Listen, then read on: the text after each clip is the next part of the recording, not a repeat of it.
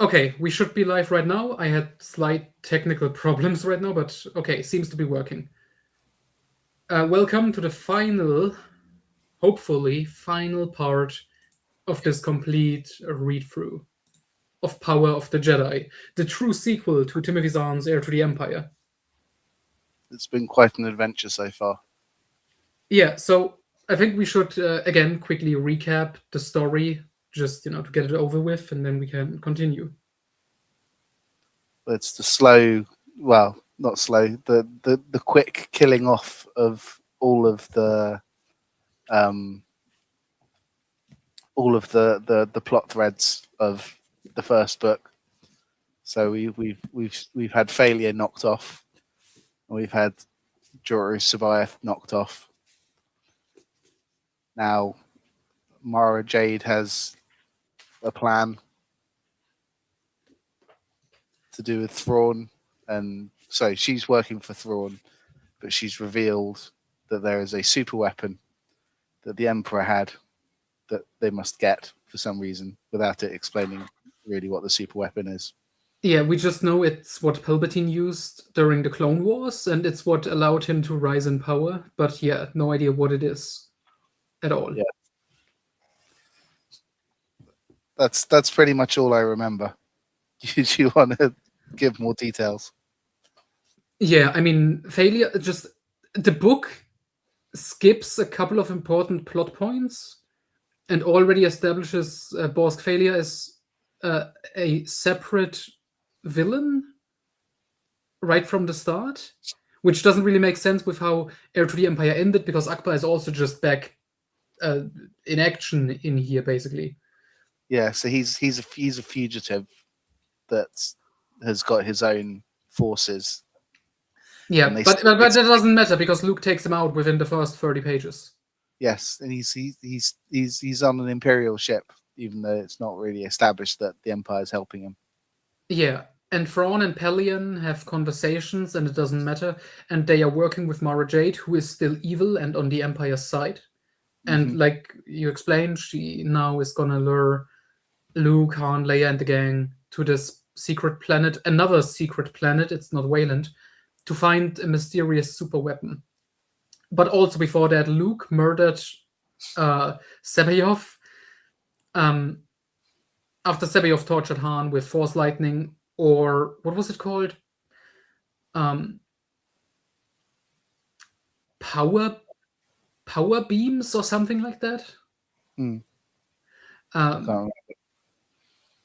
Yeah, but during the fight with Sebayov, Luke became one with the Force somehow. He had his unifying Force moment, and it kind of destroyed him inside and out. Half of his face looks like Palpatine's now. Is that because he got zapped, or is it because? I think it's because of the injuries. I think that's what's stated, because he also has a thing with his leg now. So I think it's because of the injuries, but it may also be because of the dark side thing. Ironically, Mark Hamill is now Two-Face. Yes. But yeah, that's what happened. So Luke is kind of edgy and fucked up in the head right now. He already was before, which wasn't really analyzed, but now it's a plot point. It's very ominous. Yeah. And yeah, last chapter, the last time, we ended with this conversation between Han and Leia, and some great banter, great dialogue.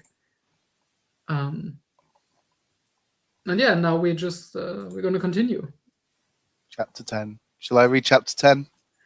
Is it a long one? 1, 2, 3, 4, 5.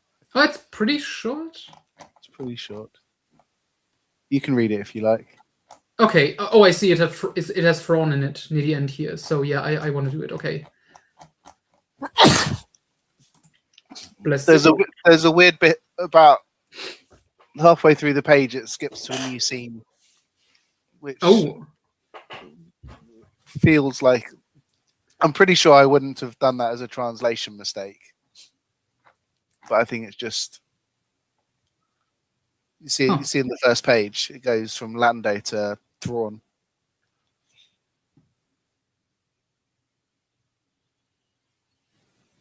Yeah, that's bizarre. Okay. Let's see how it reads. Maybe it makes sense. Chapter 10. Life had already completely changed on the planet Zartun. The little ones were returned to their parental homes, and the older children had also found foster families. The Nogri behaved admirably. Whichever family had one of their children taken in, they adopted one in return. It was necessary because, unfortunately, the younglings barely remembered anything from their early childhood, and only a few were recognized by their relatives. In Zartun's training camps, they had perfected uniformity to such a degree that the young Nogri were as indistinguishable from each other, due to their gestures and posture as identical twins. Lando, oh yeah, we forgot to mention, for some reason, Lando was sent to the Nogri homeworld to help them change their ways. Hello, nice to have a viewer on here. Lando reassured the people that the children would soon adapt to their families, encouraging parents to let them live and decide on their own. While the cave was being set up as a school, lessons began outdoors. Only the young soldiers remained at the training camp. When Lando reached the training field, they were in the middle of drills. Lando waved to the commander to continue the exercises. By now, he wasn't surprised at the soldiers' incredible endurance, but he couldn't help wondering if it wasn't harmful to push their bodies so hard. He hadn't mentioned it yet, but he feared that these overtrained soldiers would burn out too quickly. Of course, the Emperor never cared. There were always new recruits to replace the fallen, but Lando couldn't shake the problem from his mind. He was more interested in the greatness of a galactic future where the purpose wasn't merely to kill or die. Isn't this too much for the soldiers? He asked Karak, who was always by his side as a translator and had undergone similar training. They can endure it, Karak replied, then added with a bitter twist of his mouth, one thing's for sure. After a session like this, they don't have the energy for foolish thoughts, or any thoughts at all. And if the drills are frequent enough, well. The Emperor may have wanted mindless puppets to send into battle, but that's not our way. We want our soldiers to understand why they fight and to be able to make their own decisions in tight situations. We are a long way from that, Karak sighed. But if it happens, my people will bless the Republic. Bless themselves first, Karak, Lando replied. It's your own soldiers who've become unbeatable, and your army that has trained navigators who, despite the tiny Zartunian air fleet, could hold their own even in air battle. Yeah, okay, and then we just changed to Thrawn suddenly. Part 2, you would have to go back a few minutes. We did a recap. But basically, yeah, you can go back later, but there's a lot of stuff that happened. Very interesting stuff. Okay, but yeah, this is really just a bizarre... Is this a mistake? Is this how it looks in the original text?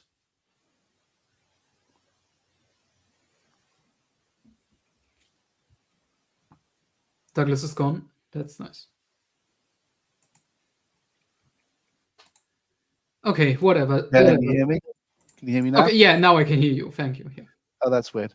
No, I would have translated this like a chapter at a time. There's definitely no way I was doing this one page at a time that might have created this error. Okay, so that's just shitty writing then, and formatting. Okay. Okay, so a different scene. I guess we are on a Star Destroyer now, on the Chimera. Just then, Thrawn's voice crackled over the personal communicator. Pelion. I'm on my way, sir, Pelion responded, closing the door behind him. Bring Rook with you, Thrawn added before the communicator shut off. When Pelion and Rook entered the command room, Thrawn stood at the control panel, intently studying the monitors. Were you able to divert some units for the Zartun operation? Thrawn asked, turning to Pelion. Of course, sir, Pelion replied. Good, our focus will be on ground operations since their air force is practically non-existent. Permission to speak, Admiral, Pelion requested. Our latest reports confirm their weak air force, but they have top-tier navigators. Supposedly, they are almost unparalleled in the galaxy. Why are we only learning about this now? Thrawn barked at Rook. Sir, Zartun is far off, and I was there years ago, Rook said. We didn't need to investigate thoroughly while they were allies. We only ensured they didn't expand their air fleet, Pelion added defensively. You know that's no excuse. Alliances don't last forever, Thrawn said coldly, and Pelion knew there would be serious repercussions for this oversight. My plan is as follows, Thrawn continued. 1 battle cruiser, 10 TIE fighters, and 5 ground assault battalions will engage the Zartunians. Okay. That's a weird word when I guess this is supposed to be the Nogri homeworld. Nogri, yeah. Zartunians. Sir, forgive me, but you hadn't mentioned needing 5 battalions, Pelion noted.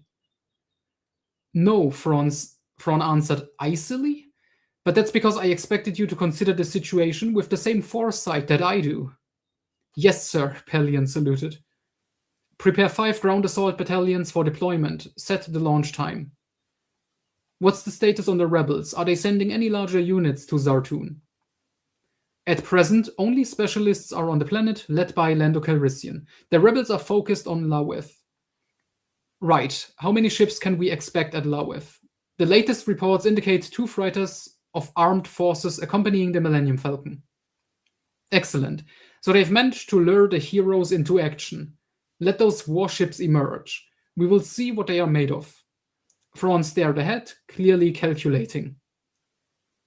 The Zartun operation can launch tonight, he finally said to Pelion and Rook. The conditions are ideal, and it's a stroke of luck that we can deal with Lando Calrissian in the process. Wait, I'm trying to remember. At the end of Heir to the Empire, Thrawn is aware of Lando, right? Because Lando was the reason the battle at the end of Heir to the Empire was won, right? He's the reason, but I don't remember if he was aware of Lando Calrissian. I think he was, because I was just about to ask, does this even make sense other than, Thrawn is the villain, so he wants one of the heroes defeated. But yeah, I think that works. Rook straightened, alert. You will command the Imperial forces. Thank you, sir, Rook replied reverently. So I guess Rook isn't just, his bodyguard. Yeah, he's the greatest mercenary in the galaxy. Clearly. Bounty hunter, or whatever they described him as. A mercenary, I think. But yeah, genius. I expect constant updates. And be cautious. Do not underestimate your fellow Nogri. They are formidable warriors, and with a strong leader, they could be a significant force. Lando Calrissian is a strong leader. I like that Thrawn is complimenting Lando. I like that. Understood, sir, Rook saluted. Return quickly. I may need the Empire's full military strength at any moment. Yes, sir. And one more thing, Rook. Make sure that when you leave, it is clear to everyone, including civilians, where they must stand. Bring back all Nogri fit for battle. Leave only 1 guard at the base. Understood? Yes, sir. As for their air force, I leave it to you to neutralize the ships. Bring all the navigators to me. Not just the best, everyone who can tell the difference between a dashboard and a communicator. He's really Understood, desperate. sir. Yeah. Thank you, Rook. You will receive your departure time from Pelion. Good luck. Thank you, sir. Rook saluted and left. Okay, and now we change scene again. This is... were there any things between... like something breaking up the text in the original to signify this is a different setting? It's possible. We are switching POV? It's possible. At the Imperial City port, there was a buzz of activity. R2 and 3PO were the first to arrive at the Millennium Falcon. You are early, 3PO grumbled sleepily. Okay, this line, I already have so many problems. 3PO grumbled sleepily? Okay, droids can feel sleepy. That's good to know. Yeah. R2 beeped smugly. Well, that's at least, that's good. Party. You're mistaken, 3PO protested. We still have 15 minutes before departure. R2 continued beeping. I arrived early too, but not because I misread the departure time. I couldn't have made such a mistake. I'm programmed for this. Why don't you check my instructions? R2 let out a dismissive chirp or two. That's not my fault, 3PO turned away indignantly. Next you will doubting Master Luke's competence as well, he muttered as he moved to the other side of the ship. R2 was left alone. After rolling back and forth for a moment, as if to test his wheels, he headed toward the gate. Well, look who's here, Talon Card chuckled as he saw R2 approach. An honor, I'm sure. His enthusiasm faded slightly when he realized R2 was still facing the gate. Of course, Luke Skywalker was right behind him. R2 silently joined Luke, who offered no greeting. None was needed between the two. 3PO also quietly joined them, as if the earlier bickering hadn't happened. Talon Card disappeared into the dock, while Luke and the two droids sat quietly by the ship. Moments later, Mara Jade appeared. Greetings, she said, stepping up to Luke. I've come to say goodbye. I hope you know how much I regret not being able to join you on the Millennium Falcon. They say those who travel aboard it together become lifelong allies. Is that true? Who says that? They do. Yeah. The royal way. I don't know, Luke replied, wishing for some solitude. Whatever happens, I want you to know that I stand with the Republic. I haven't had a family or friends for a long time. If for no other reason, I do it for Leia, Han, and the twins. And maybe for you too. Thank you, Luke replied, though he couldn't bring himself to return her loyalty in kind. Mara clearly hoped he would. When we have the weapon, we can neutralize the Imperial forces. Indeed, Luke muttered, trying to offer a friendlier expression just in time. He's such a dick. Yeah.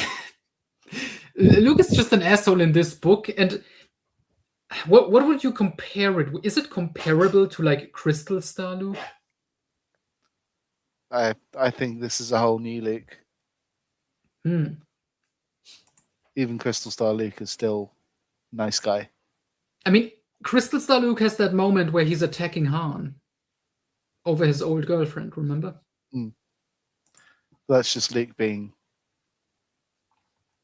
weird about girls. Yeah, that's incel Luke. I mean, this one also kind of is, I guess.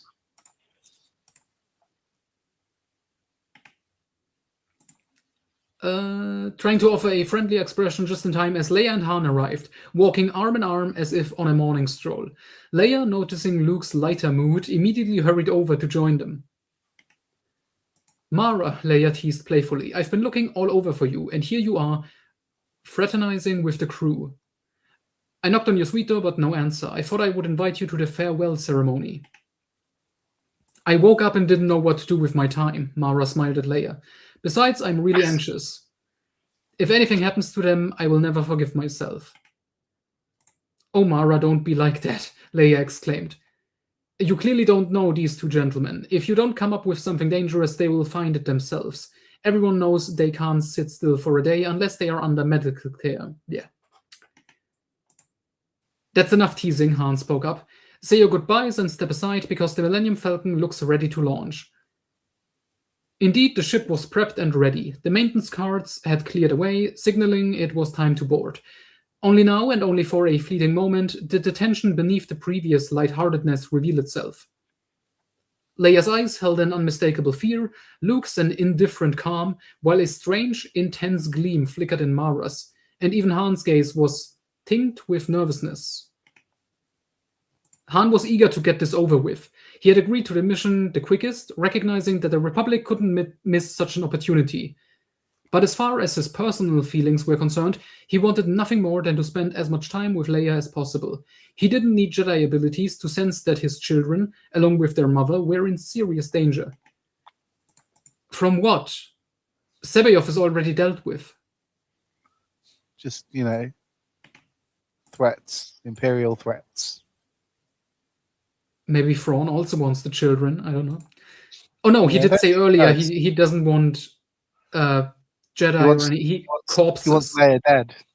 Yeah, he wants corpses, as he literally says. Go if you must, Leia said, hugging Han tightly. Then she turned to Luke and embraced him as well. Luke didn't return the hug, nor did he say a word as they parted. Leia's eyes filled with tears as she stepped over to Captain Talon Karrde to bid him farewell. Take care of them, Captain, she pleaded, and of each other. Don't worry, Princess, I'll keep an eye on your husband. Talon Karrde reassured her, then added, seeing the sorrow in Leia's eyes, and on your brother too, of course. Take care of each other, Leia called out to Han with a glance toward Luke. You take care of yourself, Han laughed back at her. There was no more time to wait. They had to board the ship. A few seconds later, the Millennium Falcon majestically left the port, accompanied by 2 Republic ships. I must admit, Leia sighed, I feel calmer knowing they have an escort. I do too, Mara agreed, though Leia didn't notice the fleeting expression on her face. As soon as the sound of the ships faded, Leia took Mara's arm and they began walking back. You have no idea how much it hurts that I can't go with them, Leia confessed. Oh, I do understand, Mara assured her. I've spent a lot of time out there in the galaxy recently. I know what it feels like to lose that sense of freedom. Oh, so you feel the same way, Leia's voice mixed with joyful surprise. She couldn't have been more grateful to have met Mara. Lately, Leia had often felt that Mara's presence completed her in some way. Wow. She just hoped Mara wasn't bored by her company. Leia makes friends very quickly and completely forgot about Winter existing. Yes, well, the author did. The author clearly did. They hardly come home before they are off again, Leia began to complain, but then caught herself and added, What am I whining about? The Republic demands sacrifices. We will appreciate the peace all the more when it finally comes. That's right, Mara nodded. For now, just focus on the twins. You will see everything will work out before long. Leia was lost in her thoughts and didn't notice the sly glint in Mara's eyes. For just a brief moment, a wicked smile crossed the younger woman's face. A wave of excitement coursed through Mara as she anticipated the final confrontation. She already savored the thrill of destruction and death like a schoolgirl eagerly awaiting adulthood. She was preparing for a new life after the Republic's downfall. What kind of line is that? Hello. I mean, yeah, this is the official Hungarian canon. I mean, I would say this is even more official.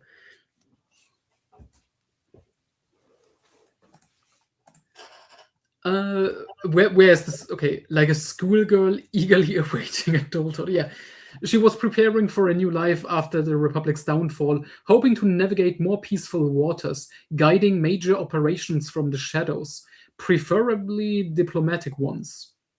She didn't hold much esteem for armed conflict. It was too simple for her mind, which was accustomed to solving complex problems. Oh boy. Okay, here we are, another POV change. On the Falcon, the atmosphere was frigid. Everyone went about their tasks in silence. Even Han wasn't in the mood for his usual banter, which was significant. Jokes were how he dealt with tension, not just for himself, but for everyone.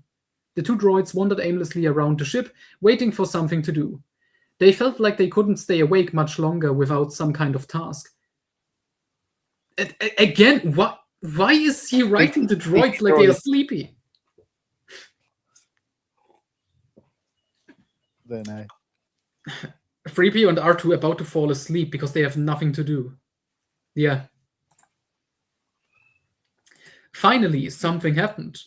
That's a great line. We have arrived. Yeah, we have arrived at the green planet, Han announced. That wasn't so bad, Talon Karrde stretched. Luke, are you okay? Han asked, turning around. He's probably asleep, Karrde suggested. I doubt it, Han replied. Luke, you okay? I'm fine, Luke responded.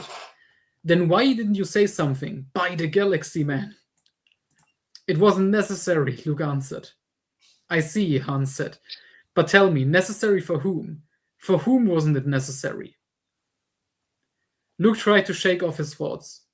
What did you say? I asked if you were meditating. Yes. But you're also monitoring the instruments, right? Please let me know if you detect any deficiencies in my work, Luke replied coldly. I'm not worried about that, Han sighed, glancing at Talon Card. Card shook his head, signaling to Han that it was best to leave Luke alone. Han returned to the controls and gave Chewbacca the green planet's coordinates. The Wookiee entered them into the computer, and a few minutes later, the ship jumped into hyperspace. And another POV change. Mm-hmm. Thrawn's personal communicator buzzed. Admiral Thrawn, this is Rook. Go ahead, Rook, Thrawn answered. We'll be arriving at Zartun in a few minutes. Good, launch the attack immediately. Yes, sir. And remember, I need the Noghri warriors as well. Bring every capable fighter to me. Understood, Admiral. I will report again once we have landed successfully. Rook signed off. Thrawn stared at the monitors in thought. This had to work, now or never. Why does it have to work? I don't understand. Why is he trying to capture all the Noghri warriors he can? Navigators. Everyone who knows how to fly a ship. I guess this is this author's Katana fleet thing. Yeah. But instead of like ships and materials, it's about personnel and stuff. Yeah. And Luke just becomes even more of a dick. He's a stroppy teenager. Haven't seen it, no interest. I also haven't seen it, and I've no interest. But it's George Lucas' real vision of Star Wars. It's Maul and a Darth Talon stand-in. Isn't that genius? It's George's vision. Yeah, well. Chapter 11, shall I read it? Yep, go ahead. Han and Chewbacca gazed in awe at Lowath, surrounded by a faintly glowing purple ring. They had just exited hyperspace. The vast oceans, lush green plains, mountain ranges, and golden deserts shimmered from above. So this is Lowath, Card exclaimed from behind them. I've never seen anything so beautiful. Look at the massive mountain over there, Han pointed ahead. It's not even green at the top. No, it is green at the top, which is something amazing, apparently. It's even green at the top. I wouldn't say that, Card countered. If we're looking at the same mountain, I see snow. It's white, not green. This is amazing dialogue. Oh, and this comment is also, I'm excited for the ending of this book more than I did for watching Mangled and Grobert. Yep. The end of this book does not disappoint. There may be a new Star Wars movie out, but this here is true cinema. Yes. Now I'm not so sure, Han hesitated. Maybe it's just the light playing tricks. He turned to look at Luke, who sat unmoving, his face expressionless. Isn't this exactly what we had in mind when we were looking for a retreat planet for the Republic? Yes. Isn't it beautiful? It's very beautiful. This reads like it's dialogue from Tommy Wiseau's The Room. Han turned back to the controls, frustration gnawing at him. Nothing seemed to shake Luke from his lethargy. Han had wanted to talk about what had happened on Jomark for so long, but Luke had refused every attempt at conversation. Luke wasn't brooding anymore. His focus was on the control panel and the planet below, this wondrous place he, Han, and Leia had once dreamed about. What had happened to him? Was it the end of innocent dreams forever? He longed to say something kind to Han, to show that he wasn't upset with him, but the words wouldn't come. He couldn't bring himself to speak, much less utter cheerful pleasantries. Yes, it seemed the time for carefree banter and dreams was over. After the battle on Jomark, Luke saw the galaxy differently. He felt a weight of responsibility far greater than before, especially knowing he was to train the twins as Jedi. It was as if the entire burden of the galaxy rested on his shoulders now. It was no longer enough to say, I'll do what I can. Now he had to account for the entire universe. A bark from Chewbacca snapped Luke out of his thoughts. Chewie's right, Han said. We can't keep orbiting forever. Where should we land, Luke? Hold the ship in orbit around the planet for now. I'll tell you when the time is right. Luke closed his eyes and reached out with his sensors, probing the surface below. I've got it, he said finally, giving Chewbacca the coordinates. Are you sure this is a spot? Han asked when he saw the terrain. It's a tight fit for all of us. This is the place, Luke repeated. Han didn't ask further, just relayed the landing coordinates as the two Republic ships following them. Oh, wait a second. Sounds from the quality like for special services by Gardner I just finished. Oh my god, that book. Okay, side tangent, quick. That is still up there as one of the worst James Bond novels I've ever read. Holy shit. It is beyond terrible.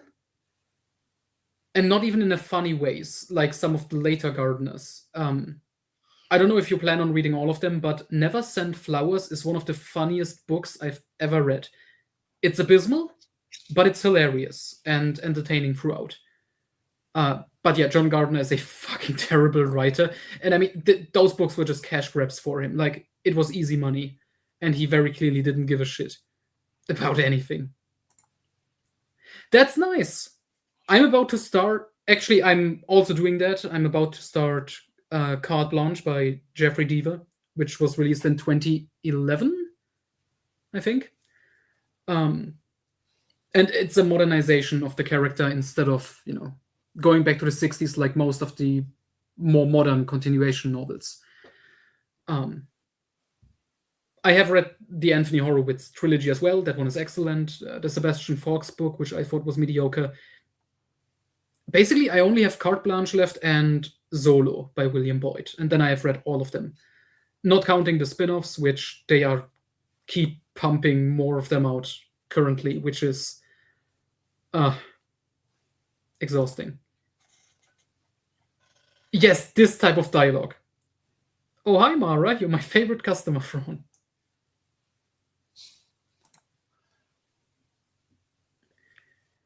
You need to translate this for me.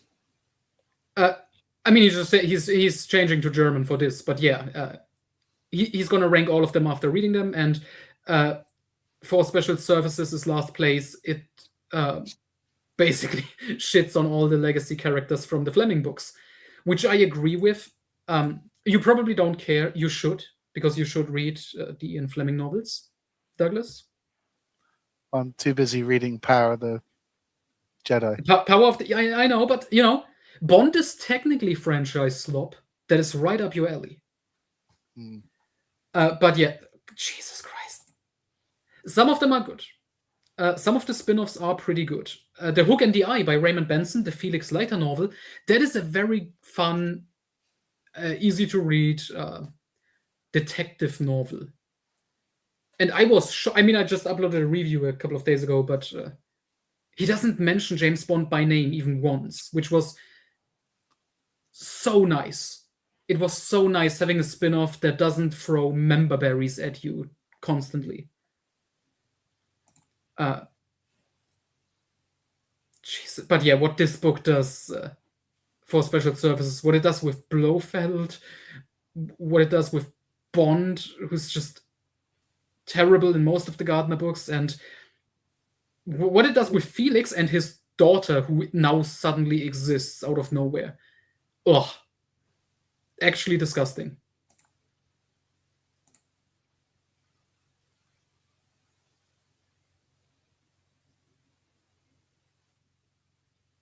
Oh, that's nice. Okay, wait, sorry, I didn't see any comments under that video, so I have to check quickly.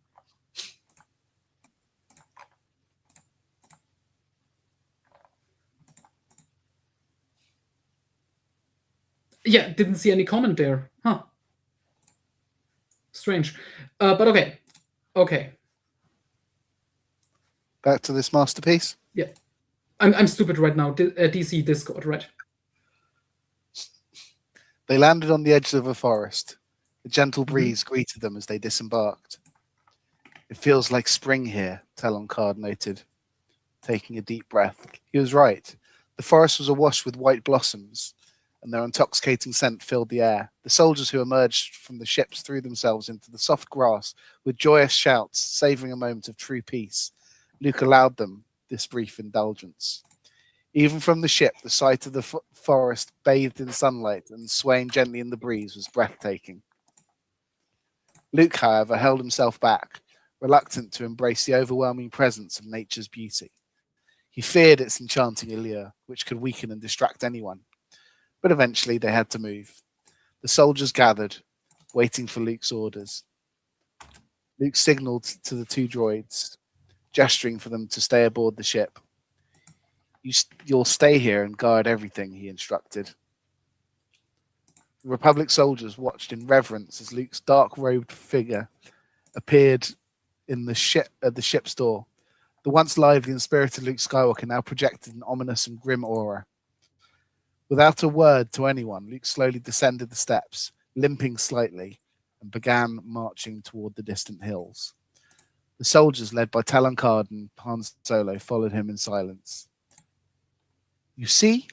Now they've left me behind because of you, C-3PO complained. R2-D2 gave a weary beep. I'm not blaming you, but it's true that your designer didn't know how to construct a proper protocol droid. R2 bleeped twice in response. Me? Now that's unfair. People only joke about me malfunctioning. But you know as well as I do that I was built to perfection. Naturally, because I'm a more advanced model than you. R2 didn't respond this time. I'm not saying you're bad, C-3PO backtracked. Just that I'm more, well, perfect. And if you had legs like mine and could bend like me, there'd be no reason Luke wouldn't take us along. R2 let out a decisive series of beeps, to which C-3PO retorted smugly, oh yes, the foresight. I nearly forgot about that. But rest assured, dear R2, if Luke thought he needed us, he would have brought Chewbacca instead. R2-D2 beeped dismissively. There's no need to keep reminding me of what I already know. Haven't I said myself that Luke doesn't trust my navigational skills? Though frankly, he's never tested them. Meanwhile, Luke's group moved cautiously through the hills. How much further? Han asked. If I can manage on this leg, everyone else can too, Luke replied. Han scowled at Luke's back. I'm only asking because it's getting dark. The darkness works in our favor, Luke replied. Han wasn't so sure about that, but decided not to argue with the clearly tense Luke. After crossing a green plateau dotted with smaller hills, they reached the base of a mountain. Now what? Karrde asked. Up, Luke said. Chewbacca let out a low growl. Quiet, Han snapped. If the rest of us can make it, so can you. Chewie hung his head silently, waiting for Luke to start the climb. All right, Han said with a sigh. I'm turning into Luke, grumpy and all. Sorry, buddy. Luke ignored the comment, giving a quick glance over the group before heading up the mountain trail. By the time they reached the top, night had fallen. The plateau that greeted them was stunning, even in the dim light. The trees hadn't bloomed yet, but the grass sparkled green beneath their feet, and the towering pines stood guard over their secrets. They didn't notice the massive pyramid until they emerged from the tree line. There it lay below them in the valley, gleaming white and majestic. How in the galaxy did they build that? Han marveled. There are planets with more pyramids than houses, Karrde chuckled at Han's wonders. Quiet now, Luke commanded, and the last echoes of speech died away as the soldiers stood in awe of the structure. We'll wait here until nightfall is complete, Luke instructed. The soldiers settled into the grass. Some drifted into sleep, worn out by the long day and the intoxicating air. Others, too on edge to rest, kept silent watch over the darkening landscape. Han, Karrde whispered. Yeah? Han jolted awake. Were you asleep? Almost. Good thing you woke me. I don't want to drift off. You're worried about Luke? Honestly, yeah, Han admitted. I can't shake the feeling that he's not fully recovered. I feel the same, Karrde agreed. We should take turns standing watch. He can stay up as long as he wants, but we need to keep an eye on him. Thanks for sticking by us, Han said, glancing at Karrde. But the one thing I don't understand, Karrde, why are the Emperor's guards still protecting this weapon? The Emperor's been dead for years. I think it's because these guards dedicated their entire lives to protecting his secret. They're mindless puppets, driven only by their orders. The soldiers don't need to know any of this. Agreed. So who takes first watch? I'll go first, Karrde offered. No, you're right, I'm exhausted. You take the first shift. Han closed his eyes, relieved to know that together they might just pull Luke back to reality. When night had fallen, Luke gave the order to move out. They crept toward the pyramid in silence, so close that they could hear the soldiers' footsteps echoing. It's time, Luke whispered, signaling the team to fan out. He organized the groups and assigned their tasks. Luke made a decision. They would approach the pyramid from multiple angles. He organized each strike team with support units and coordinated their movements so they could reinforce each other or split off if necessary. The unit commanders received strict orders. If they didn't receive further instructions within the designated time, they were to act independently, retrieve the secret weapon, and immediately head back to the ship. As soon as the team with the weapon was aboard, it would be 3PO's responsibility to launch the ship and hide in orbit. Gosh, so 3PO is going to be piloting the ship. Oh, that's great.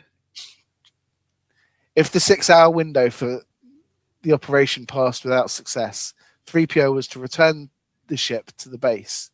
Once the weapon was secure, they could plan a rescue mission for anyone left behind on Low Earth. Any questions about the plan? Luke asked. No one responded. Very well. The operation begins now, he ordered. The teams scattered. Luke, Han, Card, and Chewbacca stayed together, assigned the most difficult task, descending from the pyramid's top to reach the entrance below. Up close, the pyramid was much smaller than they had imagined. It stood about 10 meters tall, its sides sloping upward in steps, meeting at a single point at the top. Luke, Han, Card, and Chewbacca moved silently down the steps. They could already see the red-clad Imperial guards positioned above the base, spaced 2 meters apart, scanning the area. They hadn't expected an attack from above. All would have gone smoothly if Han hadn't slipped on a worn step, landing hard on the ground. His muttered curse echoed through the deathly silence like a cannon blast. The reaction was immediate. The Imperial guards raised their weapons, and the seemingly sparse unit suddenly swelled, as if more had been lying in wait in the nearby forest. Fortunately, by the time the first shots were fired, the Republic's backup units had arrived. The initial barrage was aimed directly at Luke's group, who were practically sitting ducks against the pyramid wall. Despite the danger, the Republic soldiers swiftly moved to cover Luke's team, allowing them to reach the ground relatively unscathed, almost. As they touched down, an Imperial guard aimed his blaster directly at Luke and fired. Luke was ready, his lightsaber already ignited, deflecting the deadly beam. Chewbacca stepped forward to shield Luke, but inadvertently placed himself between the lightsaber and the next shot. Chewbacca roared in pain, clutching his arm where the blaster bolt meant for Luke had hit him. Furious, the Wookiee prepared to charge the attacker, but Han beat him to it, downing the guard with a single shot. How bad is it, Chewie? Han called out. Chewbacca growled in response. Your arm, damn it. Apply pressure and stick close to me. No, Luke intervened. Stay close to me. Chewbacca obeyed, stepping in behind Luke. Just make sure you stay behind me at all times, Luke instructed. And thank you for trying to save my life, he added warmly. Chewbacca looked up in surprise. It was the old Luke Skywalker speaking. Let's head for the forest. It might be just as bad there, Han whispered urgently, already moving. Wait, Luke stopped him. Why? Luke, we can't waste time. Lives are at stake. We have a different objective. We can't do anything as long as these guards are running around, Han argued. You don't seriously think we'll get inside, Card added, skeptical. We have to, Luke insisted, setting off toward where he sensed the entrance should be. To his surprise, it wasn't there. Into the forest, he ordered reluctantly. We need scouts, Luke explained to Han. Something's wrong. I don't even sense a door. They made it to the forest, where a bloody hand-to-hand battle was raging. Reluctantly, Luke reignited his lightsaber, cutting down a squad of guards. But for every guard he felled, 3 more seemed to take their place, like some grotesque nightmare. Frustrated, Luke muttered, I'll have to find the entrance myself. Without waiting for a reply, he headed back toward the pyramid to circle around and uncover its secrets. But as he emerged from the forest, a strange hissing sound caught his attention. He turned and froze in shock. A massive war machine was approaching, a ground-based laser cannon, the likes of which he had never seen before.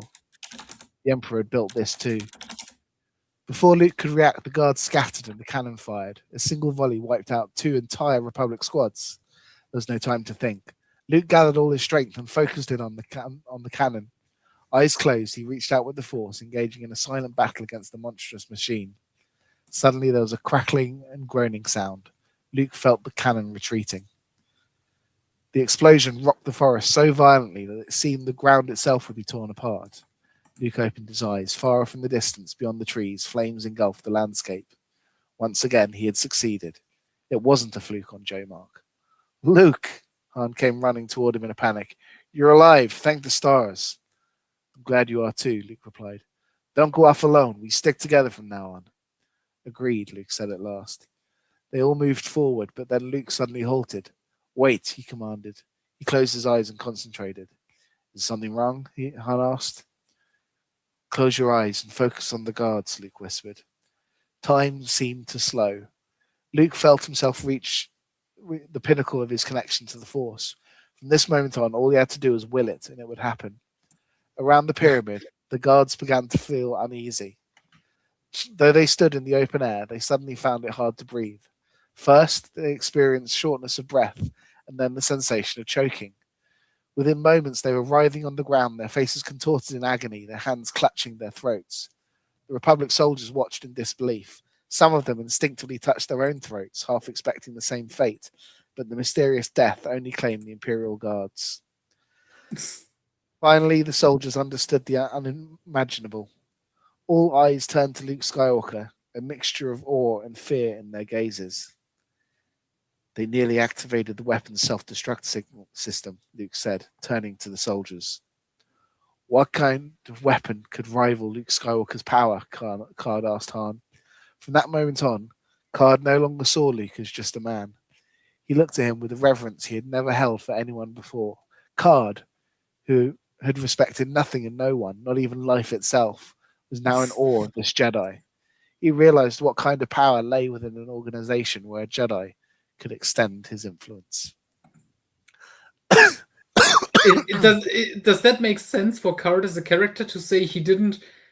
What was it? Not even life itself did he respect. Probably not. Probably not. I also like how Luke is going all out with his powers here.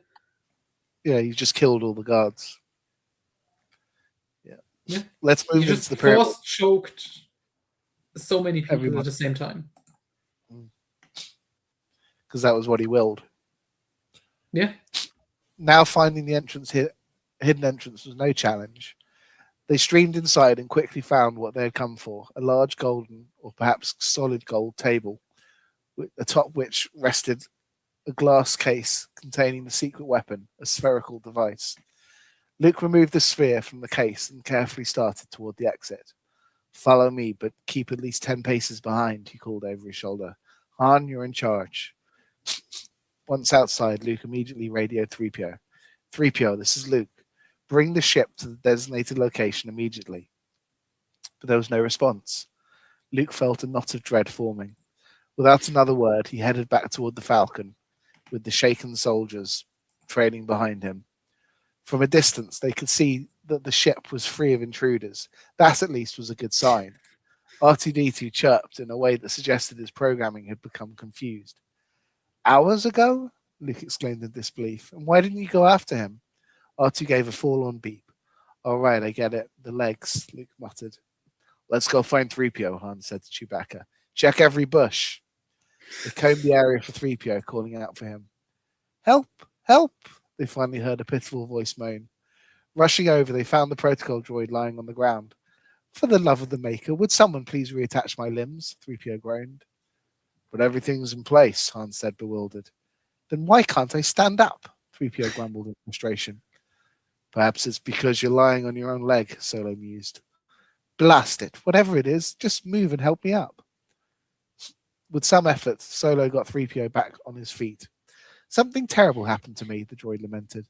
I think I fell and injured myself, and I had the most horrifying vision. I wished every energy unit would drain from me so I'd never see such things again. All right, 3PO, calm down. You can tell me about it once we're back on the ship. Out of nowhere, a massive head emerged from the ground, enormous like a hill, and it was hairy, and so dreadfully ugly. Yeah, keep moving, 3PO. You can share the details while we walk, Han urged. They hadn't gone far when the ground trembled beneath their feet. That's how it started last time, 3PO froze. I'm going to fall again, aren't I? What's happening? Han scanned the area before bursting into laughter. Oh, poor 3PO. Your little fib's caught up with you. Do you want to know what scared you? What? A zimmy. It's just a harmless little creature. Its head isn't much bigger than a child's. Suddenly the ground cracked open and a gigantic hairy head appeared. Han and Chewie stumbled back in shock. All right, maybe it's a little bigger than I remembered, Han admitted, but still harmless. Chewbacca let out a couple of amused grunts in agreement. It was clear that even the Wookiee was relieved that the creature, while ugly, posed no real danger. The Zimmy popped up 6 more times in different spots, each time opening its enormous mouth as if observing them with mild curiosity. Look at that. It's made a perfect circle around us, Solo pointed out. Its tunnels must run all through the ground. We'd better hurry, or it might tunnel under the ship, and then we'll be going down instead of up. Under the ship? Han suddenly realized, or worse, under us. But it was too late. At that moment, the ground gave way beneath their feet, sending them tumbling into a damp, muddy pit. The rest of the crew spotted their muddy, bedraggled forms from a distance. Snarky remarks were thrown their way, but Solo wasn't in the mood for humor anymore. He ignored the cheerful soldiers, his frustration visible on his face. Well, that was completely pointless. Yeah. Yeah. So what did we learn this chapter? Anything Luke wills can become reality. Yeah. And the Emperor's secret superweapon is a handheld spherical device? That does what exactly? I guess we'll find out. Yeah. Quick, look on the Discord, please. Sure. And then we will continue. I will read chapter 12. Let's just see how long this fucker is. Okay. It looks to be mostly dialogue. That's excellent. And there's just randomly lines in here. Okay, that's short enough up until page 90.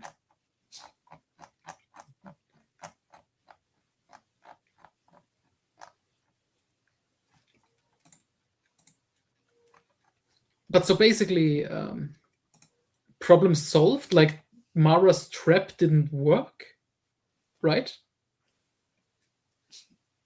Was it a trap? It was supposed to be a trap. Luke just murdered all the Imperials with the Force. Yeah. Yeah, it's what got him into power. It's bizarre, but yeah, let's see what it does. Maybe it probably makes perfect sense, you know. Chapter 12. Need a drink, quick. The day passed quietly in the Emperor's city. I'm assuming that's what it says in the original, but it should obviously be Imperial City. Mm-hmm. Leia rested in the afternoon while Mara, in her usual light-hearted way, claimed she was guarding the house. Leia's thoughts drifted to her children, who would soon be born. She hoped that by the time they arrived, Luke would have returned and wouldn't have to leave again. She wanted to sleep, but a sense of unease kept her awake. What could be happening with them now, she wondered. Maybe they have already arrived. Oh no, now they must be concentrating intensely. Leia decided to try to help Han. She sat up on her bed, closed her eyes, and began to meditate. She felt the Force flowing through her and focused all her senses on finding Han. Maybe she had found him, or at least she wanted to believe she had. Was there any danger near him? Danger, danger, she repeated slowly, articulating each letter with care. Suddenly, a strange sensation washed over her. Leia jumped up, threw on something to wear, and rushed to the window, almost opening it in her haste. In the last second, she remembered that doing so might play right into the hands of her enemy. Wait. So I guess this line is implying, oh, there might be a sniper outside? I guess. Is this accidentally foreshadowing Attack of the Clones? She silently left her room, exited the suite, and circled around the entire wing of the building. Only when she was far enough from the danger did she dare to peek out a window. When she saw who she had thought was an enemy, Leia burst out laughing, tears rolling down her cheeks. There, lying under her window with a disarmed weapon in hand, was Mara. Mara, Mara, Leia called as she ran into the garden, still laughing uncontrollably. Mara jumped up. You spotted me? She asked, smiling. What are you doing here? This is too much. I don't think I'm in that much danger. I told you I'm guarding the house, Mara replied modestly. Oh, please, Mara, don't. This is going overboard. Nothing is too much when it comes to you, Leia. Oh, Mara, Leia sighed. Come inside and talk with me for a while. I'm so anxious. Han? Yes, Han and Luke. Don't worry, they will take care of each other. Yes, I feel it. Leia exhaled deeply. What do you think? Will their mission succeed? Leia smiled mysteriously. I don't know, but so far they always have. I'm waiting for them too, Mara admitted. Of course, I know. Especially one of them, Leia teased. But this morning you managed to bring, well, maybe not a smile, but at least some brightness to his face. Leia still thinks Mara is in love with Luke. That is fun. Believe me, I think of him only as Luke Skywalker, the hero. Oh, I know that well, Leia laughed. Please, Leia, go back and rest. I will keep watch over you. No, all my sleepiness is gone, Leia protested. Doesn't it bother you that the house feels so empty today? Mara asked suddenly. No, not at all. It's always like this during holidays. What? Well, I guess Han and Chewbacca go back to Kashyyyk for Life Day. Oh yeah, that's right. Yeah, it's always empty during Life Day. I'm glad my companions are taking a break. I only wish you could have gone with them. I never went on outings before either. It's just not my thing. What is your thing? Leia asked. We could spar. I would like to see how a Jedi trainee fights. Oh, Mara, I'm sorry, but I'm not really in the mood. Ever since my belly's grown this big, I'm always afraid the babies will get hurt during practice. Forgive me, that was thoughtless of me, Mara apologized. But I could teach you to meditate. Have you ever tried? No, never. Do you think I could do it? Don't I need some prior training? Usually, yes, but I think you are strong enough already. Me, strong? Mara chuckled. We'll see, Leia teased. All right, pay attention. Are you ready? Ready, Mara giggled. More seriousness, Mara Jade, Jedi trainee. I am serious, Mara insisted. Then close your eyes. Done. Take 4 or 5 deep breaths. Mara didn't respond now. And now begin. Slowly think about something you really want. Don't wish for it yet, just picture it in your mind. Mara thought of Laweth, the pyramid, the tall, gilded table. Wait a moment while I decide what I want, Leia said. Wish for them to successfully retrieve the secret weapon. At all costs? Leia asked seriously. Yes. All right, you wish for that. I will wish that certain lives aren't sacrificed. Of course, that's what I want too. Good, Leia sighed with relief. It was a wonderful feeling to think Mara and she were so aligned in their thinking. Think about Laweth, Mara said. Imagine something beautiful. Green fields, oceans, mountains, trickling streams, rushing rivers, forests. Now find a particularly beautiful valley. Forests and hills around it with a tall mountain rising on one side. In the valley lies a pyramid. Have you seen a pyramid before? Of course, in pictures, Leia answered. But how do you know there's a pyramid there? I've been there. But why didn't you say anything? Because no one asked. Luke Skywalker assured me he could find it just by concentrating, and I knew he was right. Does this contradict anything? There's something funny about Leia saying, oh yeah, I've seen pyramids before on pictures. Yeah, well, I don't think she's seen a pyramid. There's no pyramid in Alderaan. Do the fucking temples on Yavin 4 kind of count? It's sort of pyramid-y. Yeah. I'm thinking that, or the fucking Splinter of the Mind's Eye Cthulhu temple. It's like a ziggurat. The Yavin temple. I don't know. All right. Leia didn't like that Mara had kept something from the Council. It wasn't that she doubted Luke's visionary abilities, but she believed certainty was better than blind faith.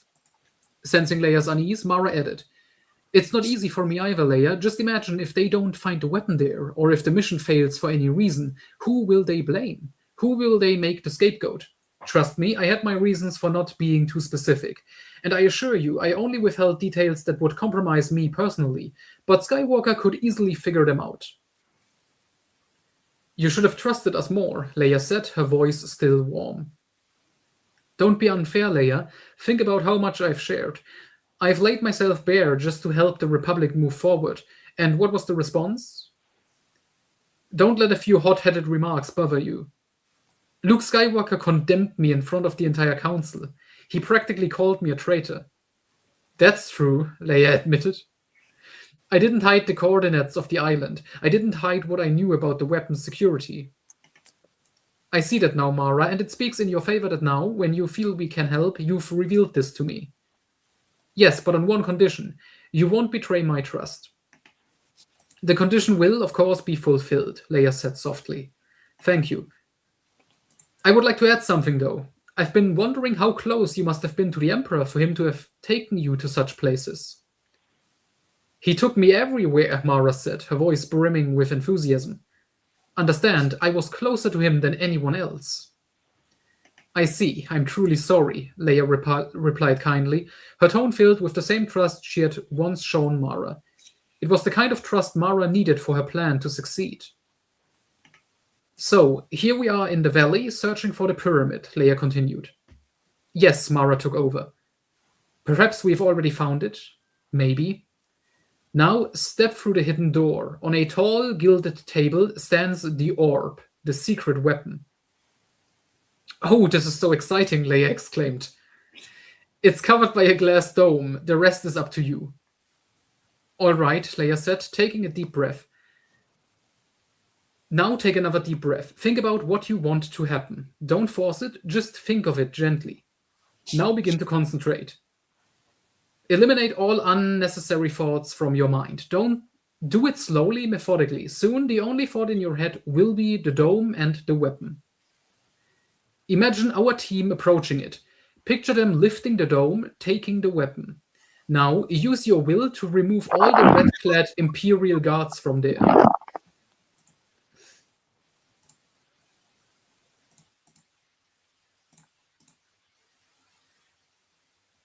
"Oh no." Probably. Okay. Imagine our team approaching it, picture them lifting the dome, taking the weapon. Now use your will to remove all the red-clad Imperial guards from there. "I'm doing it," Mara whispered.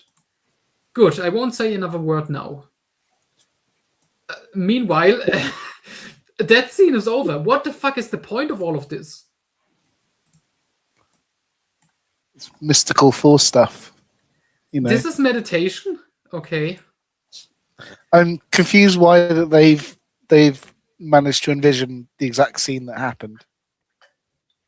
Well, Mara knows what the weapon looks like, I guess, so it's easier for her to envision the place and everything, but yeah. Meanwhile, aboard the Millennium Falcon, 3PO and R2 were busy testing the orb. "This is simply fantastic," 3PO exclaimed, his golden form gleaming in the cabin's dim light. Luke and Han appeared at the entrance, eager for answers. "Come on, 3PO, what have you found?" Han asked impatiently. "Master Luke, we have never encountered such an intelligent device in the entire galaxy," 3PO said with a tone of awe. R2 beeped furiously in agreement. "Yes, R2, you are correct," 3PO translated. R2 says it's crucial for you to know that the results we have so far are only a fraction of what a more thorough analysis will reveal. But even with these preliminary findings, we can say that this weapon is capable of extraordinary feats." "But what exactly can it do?" Han urged, his excitement mounting. He turned to Luke. "Do you hear that, Luke? We found it. We've got the super weapon." Okay. Yes. "Tell us what it can do," Luke said calmly, his voice cool and controlled. Han, slightly taken aback by Luke's composed tone, quieted down. 3PO began listing the capabilities of the weapon. It can control and coordinate battles. How? Luke asked. Through what kind of technology? Han added. Not in the way you are thinking, 3PO explained. Its thought-reading units don't just detect what the commander is thinking. They simultaneously pick up on everything that even the most basic soldier might be thinking. This gives it a comprehensive view of the battlefield from multiple perspectives. It can also see everything that the participants of the battle see. Oh, and of course, it can sense the enemy's thoughts as well. This allows it to always calculate the most effective strategy. And it's not just capable of reading thoughts, it can transmit them as well. Once the best strategy is determined, it implants the necessary orders directly into the minds of those who need to act on them. It's absolutely infallible. With this weapon, even the smallest unit can triumph over vastly superior forces. That's incredible, Han exclaimed. So this is just the Force and battle meditation stuff. In an orb. But in a orb machine device thing. Mm-hmm. What was the point of Sabayoth in this sequel? Wasn't that his whole thing with battle meditation? That's why Thrawn got him. Well, this is like what The Last Jedi was to The Force Awakens. It subverted everyone's expectations by killing off Sabayoth halfway through. And now bringing in technology that basically serves the same purpose and is even more powerful. But the rebels have it, not the Empire. Yeah, so that's a twist. Such a device sounds Palantir. Yeah, that sounds fucking crazy. Luke, however, remained silent as he stepped out of the cabin deep in thought. The Emperor had certainly crafted every tool necessary to ensure victory. It was no wonder the Empire had been so hard to defeat. The combination of his unparalleled Jedi abilities and this weapon, it was terrifying. And who does it recognize as its master? Luke asked, re-entering the cabin. That's the fascinating part, Master Luke, 3PO replied excitedly. It responds to the hand that first holds it. Whoever that is becomes its commander. Their weapon will then guide their forces to victory, perfectly coordinating the battle. I don't understand where 3PO is reading the manual from. Yes, how does he know that? That is the Force. That is not technical stuff. That is all Force shit. Also, the first person who touches it controls it. It's like fucking center point station. Remember? Mm-hmm. Also, how does that work? Like, at what point? Like, sure, like Palpatine used it and then stored it. How does that work now with the first person that touches it? Like, does that mean just anyone who's currently holding it can control it? It might be about to reveal that.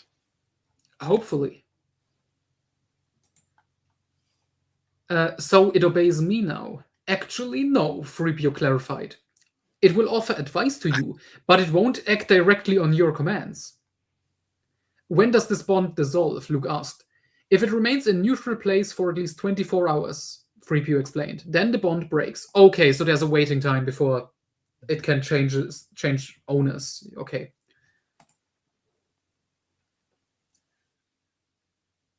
Or if someone else takes it. No, Master Luke. If someone else were to take hold of it now, the weapon's self-defense mechanism would activate. What does that mean? We are not entirely sure, 3PO admitted. What we do know is that it will destroy both itself and its enemies, but we don't know exactly how. Thank you, Luke said, walking outside to clear his mind. Rage welled up inside him. The Emperor had exploited the secrets of the Jedi, creating this small but deadly device that combined the powers of the best Jedi warriors. Whoever possessed this orb could challenge even him. How does Luke know Palpatine used, what? The deadly device that combined the powers of the best Jedi warriors. Bizarre. Luke, Han's voice called from behind him. Luke turned. Han must have noticed the suspicion in Luke's eyes. From now on, he realized, he couldn't trust anyone. He couldn't afford to let go of the weapon, not even for a moment. It felt like standing before an army, unarmed, and they were all potential enemies. We should get moving soon, Han said, pretending not to notice Luke's cold demeanor. Indeed. Luke, Han began again, I'm not comfortable with this weapon. Neither am I, Luke replied.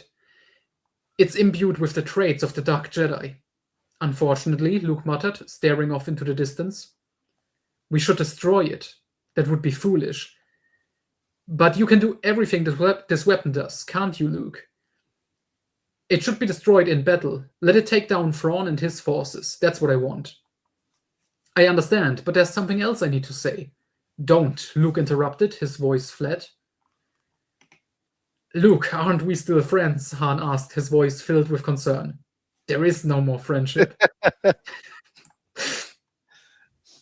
Fantastic.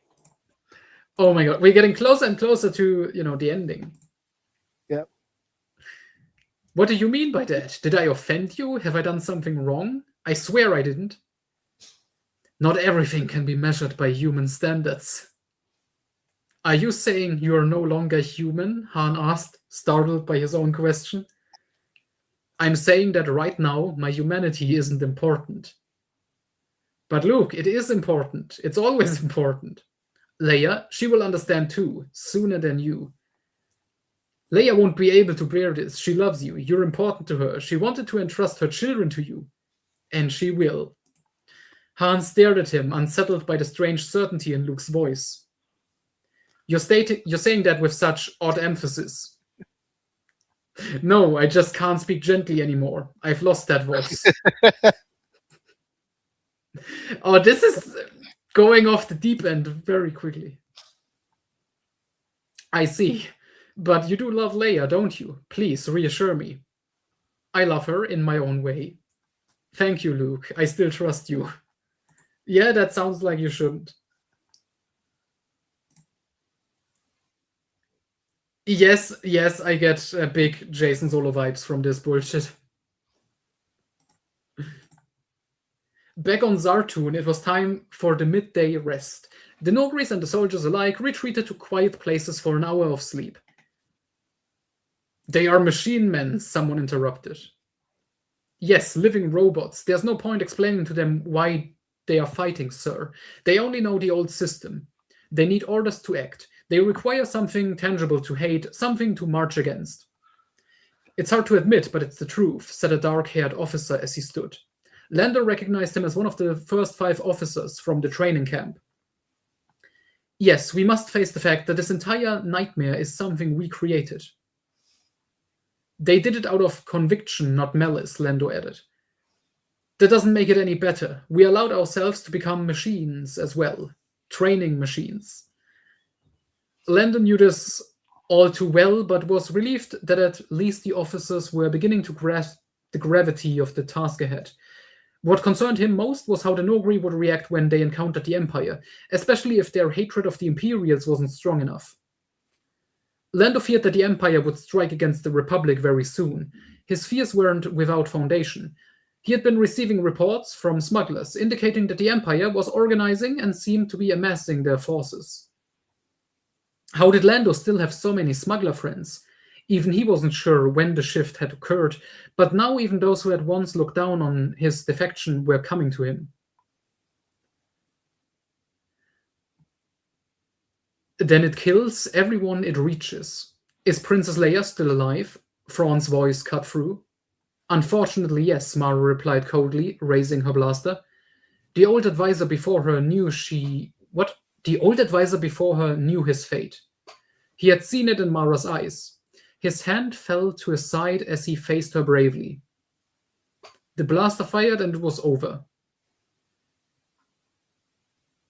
I'm sorry, where are we? Sudden scene change? What? A wave of unease flickered through Mara, stirred by the advisor's courage, but it lasted only a moment.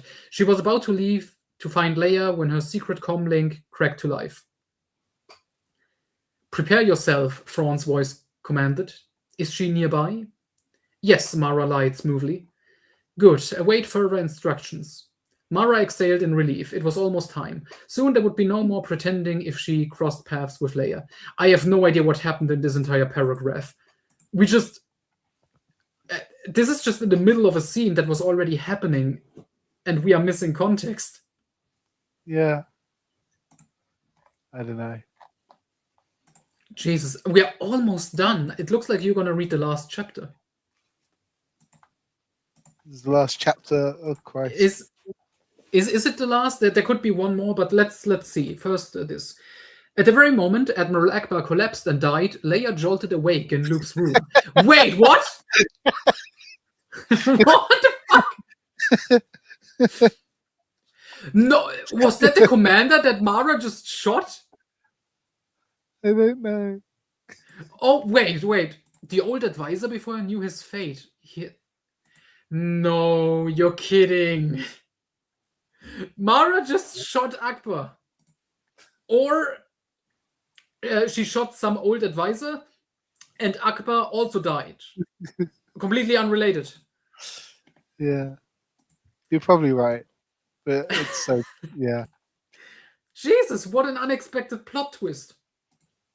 At this line, at the very moment Admiral Akbar collapsed and died, Leia jolted awake in Luke's room. She could feel the enemy's proximity and it was terrifying. This foe was stronger than her. She knew it. Thankfully, she hadn't bothered to undress for bed. Now she could flee at once. She only hesitated for a few moments, trying to decide where to go, and then it became clear. The palace's underground tunnels were the only place that might offer her safety. She wasn't sure if Mara was after her, but after the events of the evening, she couldn't dismiss the possibility. So, wait, what? Suddenly she's willing to believe, oh, it's Mara. When before she's like, oh, Mara is my best friend. I can trust her fully. We are on the same wavelength and everything. She couldn't dismiss the possibility. What a great writer. Yes. Why did this happen? Yes, I don't understand it. I didn't even know. Where are we?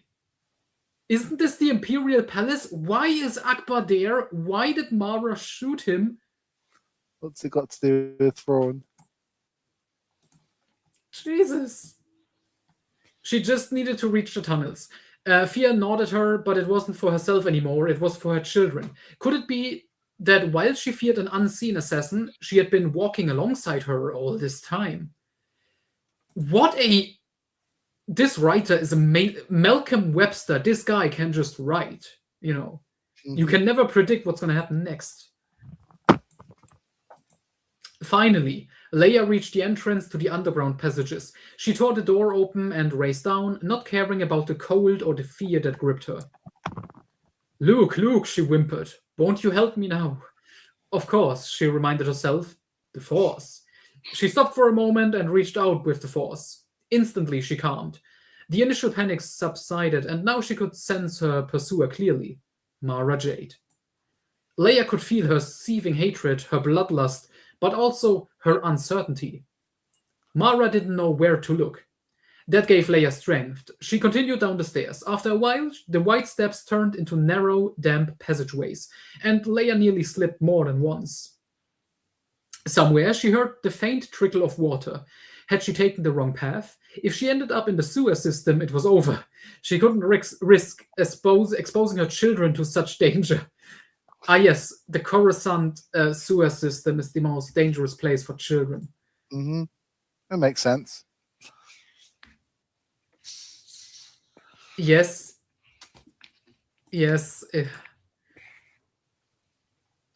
Panting, Leia turned and retraced her steps, finally reaching an intersection she had somehow missed earlier. She would have to pay closer attention. Right at the start of the new path, she found a small alcove in the wall. I will rest here, she decided. It's been a long 10 minutes of running. She has to rest.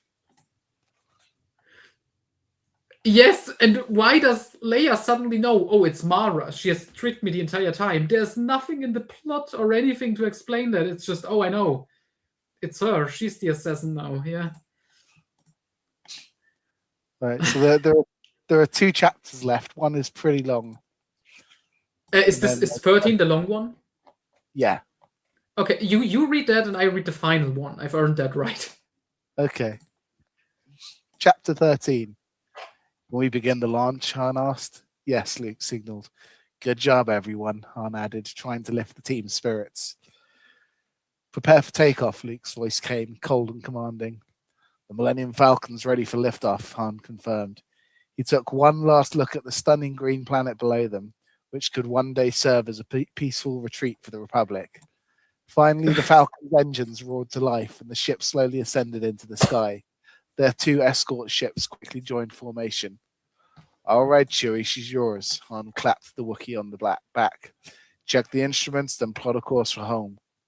Chewbacca growled, but not because of Han's friendly gesture, no. Something far more alarming caught his attention, the Imperial fleet looming ahead. Traitor! Han yelled in anguish. At that moment, the truth hit him hard. Mara had betrayed. How does he know?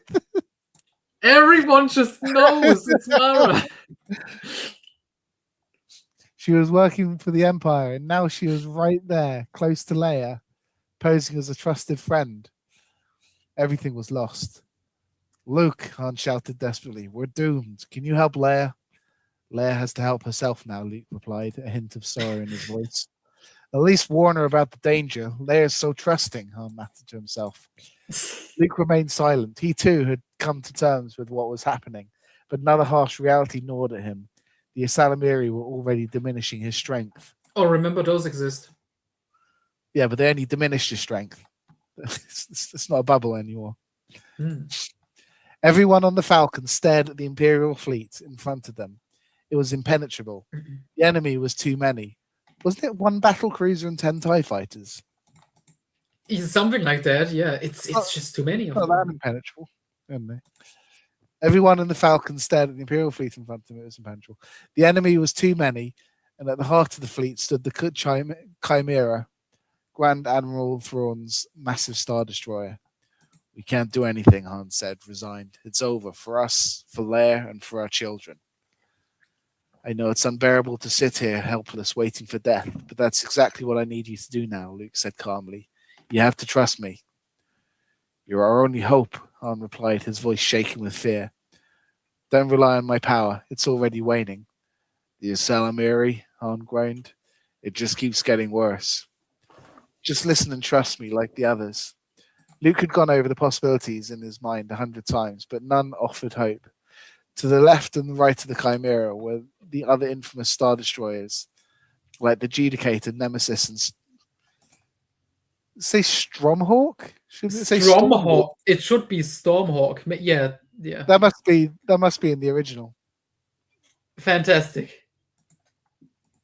Luke leaned back in his chair, waiting for Thrawn's voice to come over the comms. He didn't have to wait long. The Falcon's short-range radio, which had been tuned to distress signals, went silent for a moment. Then a voice crackled through.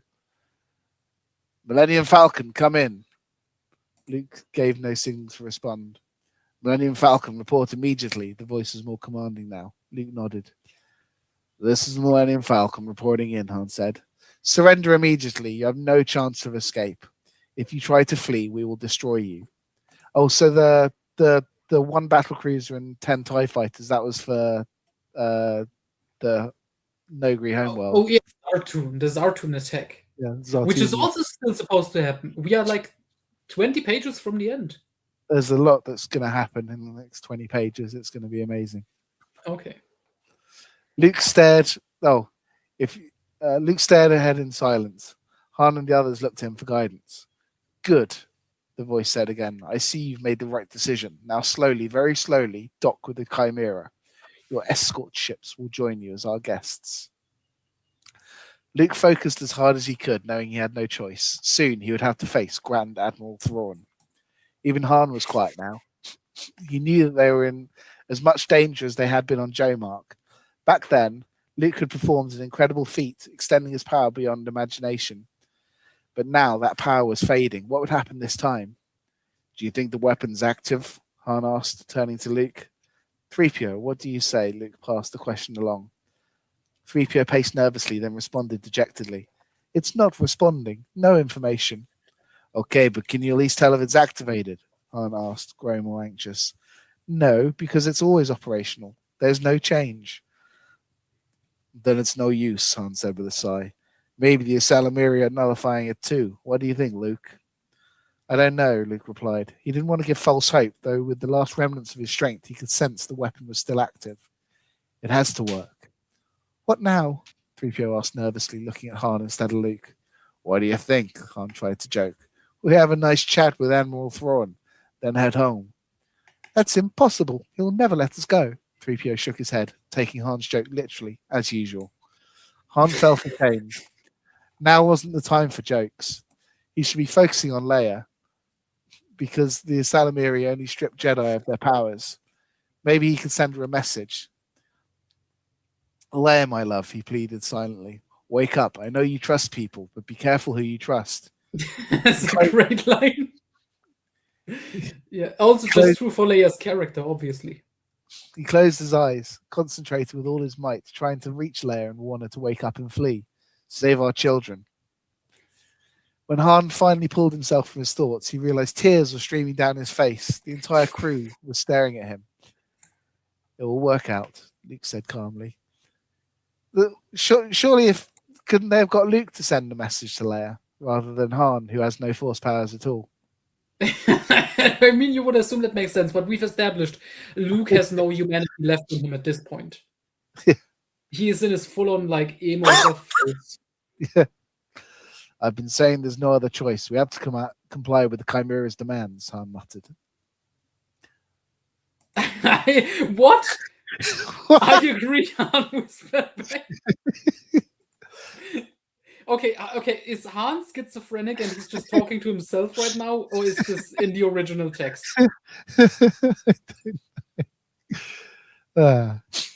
The comm crackled to life again. Final warning. If you do not begin docking procedures immediately, we will destroy your ships. We're beginning the docking maneuver, Han replied. About time, the voice snapped. A few minutes later, the Millennium Falcon and its escort ships approached the Chimera's open docking bay. Please provide the names of the crew immediately, the voice ordered. Start with the Falcon's crew, then the other ships. The Millennium Falcon's crew consists of... Han listed the names. Grand Admiral Thrawn didn't even bother to hide his satisfaction when he heard the names Luke Skywalker and Han Solo over the comms. Of course, he had known they would be the ones sent by the Republic after the council meeting, but you can never be sure. They could have died unexpectedly or for some unknown reason stayed behind on Lawath. But everything had gone according to plan, and his long-awaited captives were here. Thrawn had no intention of letting anyone else enjoy the pleasure of watching Luke's demise. He hated and despised the Jedi. Why? Naturally, it was... Well, he's just about to explain. Oh, okay. It was because they wielded a power beyond his reach, a power they could use to toy with him as they pleased. Is Thrawn having outbound flight Sebeoff flashbacks? Yeah. Thrawn wanted to savor every moment of his victory, so he ordered that the Millennium Falcon's crew be brought before him unharmed. And don't forget to confiscate the secret weapon from Luke Skywalker. It'll be in his possession. It couldn't be anywhere else. The Falcon's crew waited in grim silence as they faced their uncertain fate aboard the Chimera.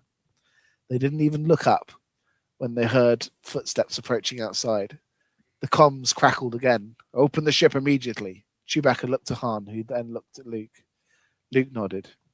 The door slowly opened. Outside, 100 Imperial soldiers were waiting. Luke Skywalker, called an Imperial officer from outside. Luke stood and walked to the door. I'm here, he said. Hand over the secret weapon. Here, Luke said, handing the sphere to the officer. Now exit the ship alone, the officer ordered. Luke descended the ramp and stood among the waiting soldiers. Han braced himself, waiting to hear his own name. He wanted to die with dignity, something he had been ready for back on J-Mark, but now it seemed his reserves of courage had run dry. Han Solo, you're next, came the call from the outside. Come alone. Han almost laughed. What were these fools afraid of? Did they really think 2 rogues could take on an entire army? He was scared, prepared for death, but a sliver of hope still flickered within him. They had faced certain doom on Jomark, yet survived. Why did this foolish hope persist? Luke stood alone among the Imperial soldiers. Interestingly, none of them had dared to touch him. It seemed Thrawn placed more trust in the Salamiri's power than in his troops. Among the soldiers, stories of Luke Skywalker's incredible escapes were well known. His most recent survival, especially, had earned him respect among his enemies. Many of them had known Sabaoth, and none of them had believed that a Jedi who once claimed to be the master of the universe could be challenged by anyone. Meanwhile, much of the planet Zartoon was engulfed in flames, yet the battle's outcome was still undecided. Did the battle just start on stage? Yep. We're getting it mid-res. Fantastic. This is like when Akbar just died. Suddenly Akbar died.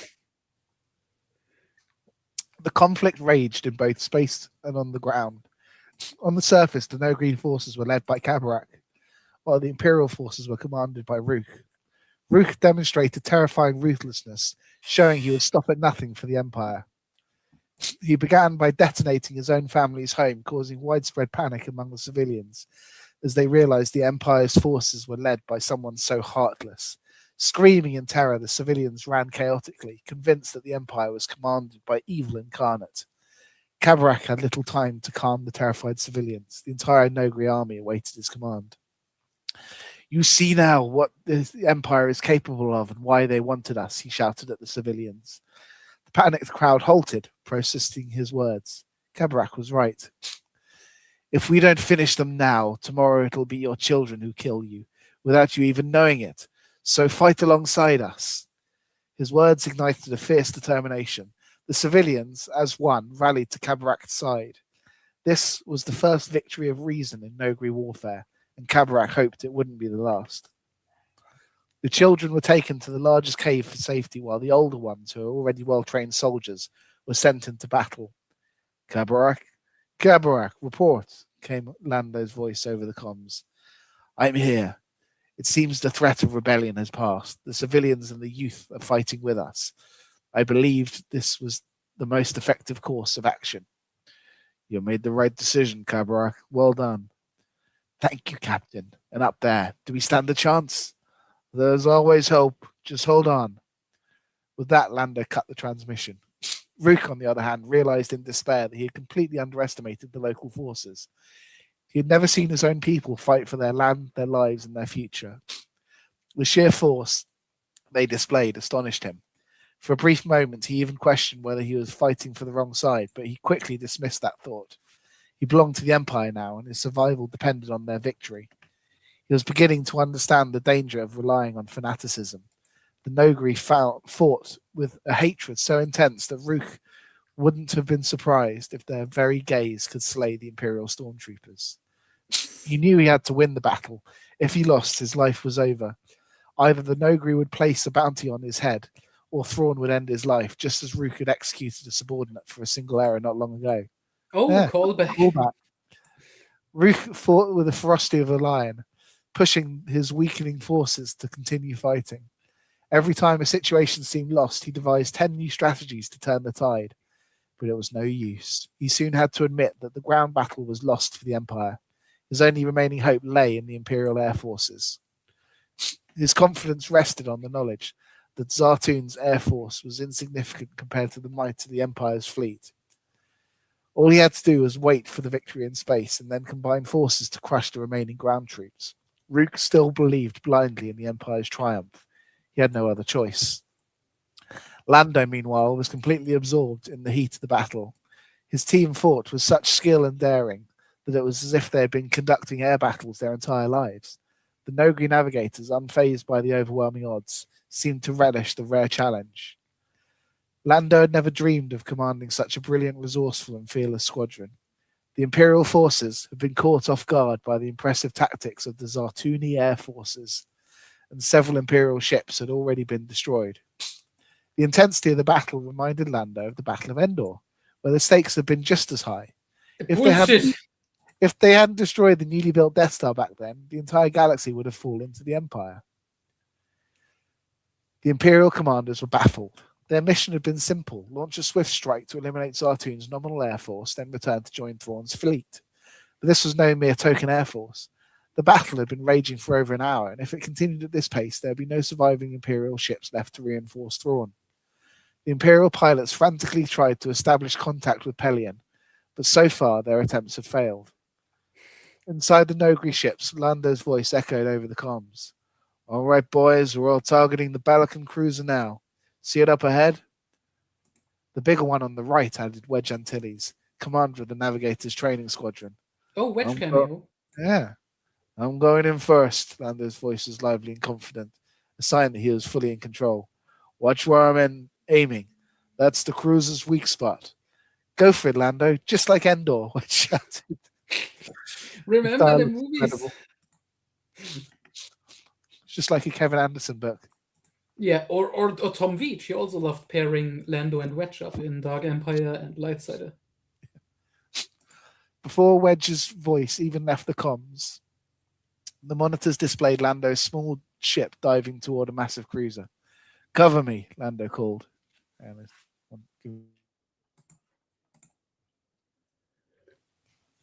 The monitors erupted into chaos.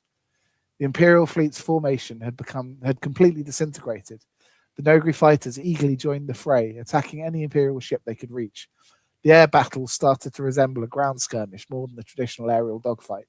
The Imperial pilots, now panicked, fought for both their lives and their ships. Meanwhile, aboard the Chimera, Luke, Han, Talon, and Chewbacca had been brought in as prisoners. They were led to the command room, its strange red lighting making it difficult to see it at first. Only when their eyes adjusted could they make out Thrawn and his officers standing on the bridge. The entire command center looked more like a bizarre museum than the control room of a warship. Waves of color pulsed from the walls, and strange statues loomed in the corners. Thrawn couldn't hide his pride. His glowing red eyes flashed like lanterns, and his blue skin seemed to radiate. His entire body was tense, as if ready to spring into action. Captain Pelion stood nearby, doubt clouding his thoughts, though his humble expression betrayed nothing. White armored stormtroopers guarded the doors. So this is really giving us the meeting between Thrawn and Luke that we were all hoping for in the Thrawn trilogy but never got. That we were cruelly denied. Yes. So clearly this is the superior sequel. Yes. Will it live up to the hype? Oh, let's see. We are almost done. Han almost laughed at the absurd sight of the heavily armed soldiers, but he couldn't deny the gravity of the situation. Thrawn might be a bit too cautious, Han thought, feeling a strange sense of satisfaction. At this rate, his forces will dwindle quickly. How many times does he need to secure armed prisoners? Han signaled Card with his eyes. This is it. There's no escape. Luke's deadline.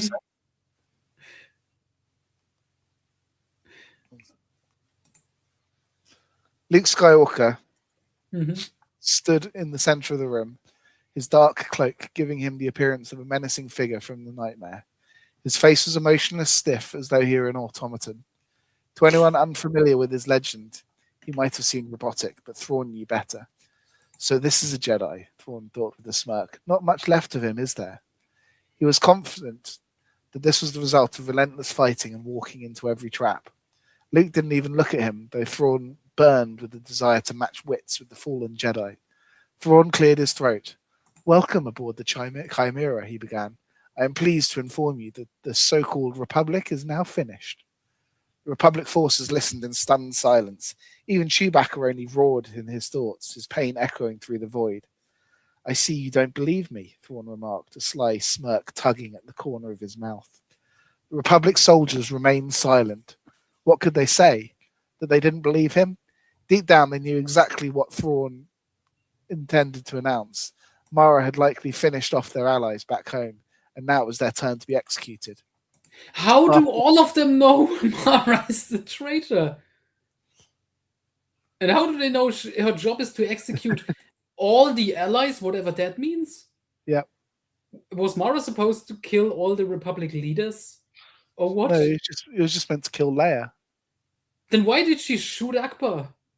Ah, Or got a it or away. a random officer? Because the book didn't really clarify if Akbar just died unrelatedly that night. After that, the common folk could be easy to subdue. Unfortunately, I must eliminate you all, Thrawn said coldly, and promptly. I don't have time for unnecessary sentimentality before the final confrontation. You rebelled, you tried, but you lost, and now it's over.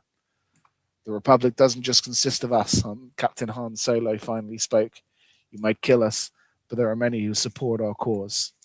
That depends on how long the word ours still holds any meaning, the Admiral replied, his face twisting in a sinister grin. Han trembled. He could feel that Thrawn was toying with them, taking pleasure in their despair. The word ours is gaining more meaning than ever, Thrawn, Han retorted, staring defiantly into Thrawn's growing red eyes. Han wasn't intimidated by them. He'd seen far worse. The Noghri have just joined our alliance. The Noghri? Thrawn chuckled darkly. Forget about them. Right now, a few Imperial ships are crushing those pitiful beings. The Blitz might already be over. While the battle... There's a German word.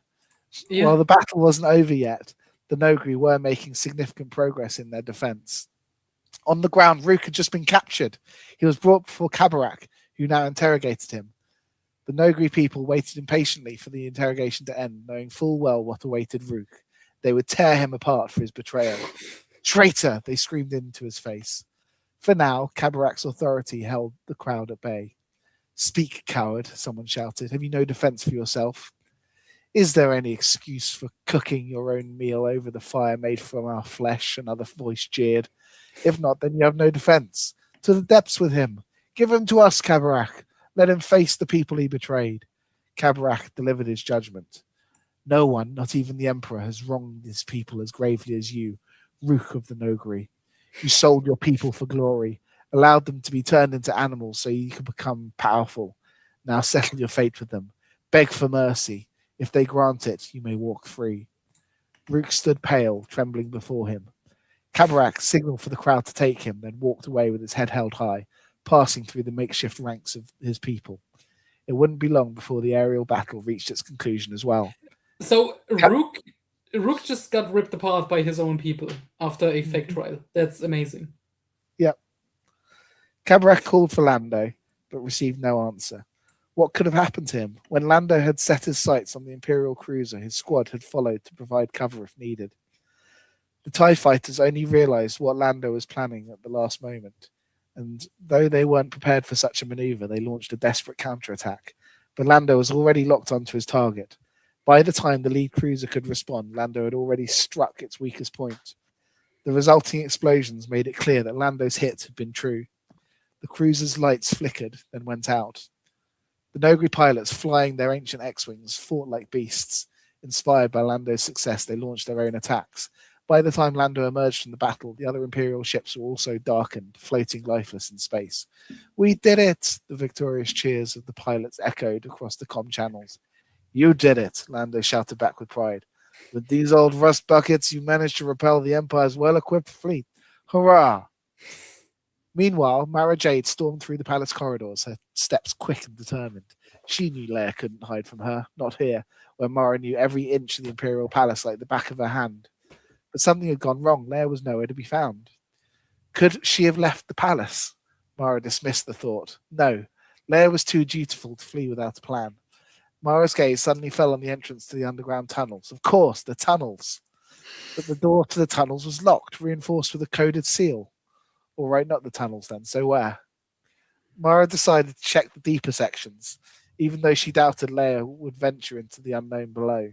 Still, as she stood at the door to the tunnels, a strange instinct, perhaps it was the Force, nudged her. She knew Leia was down there. She began her descent into the dark and narrow passageways, her sharp eyes catching signs that someone had recently passed through. Got you, she hissed through gritted teeth. Leia was far ahead, stumbling through the oppressive claustrophobic tunnels. She cursed herself for never exploring them earlier, never taking the time to learn where they led.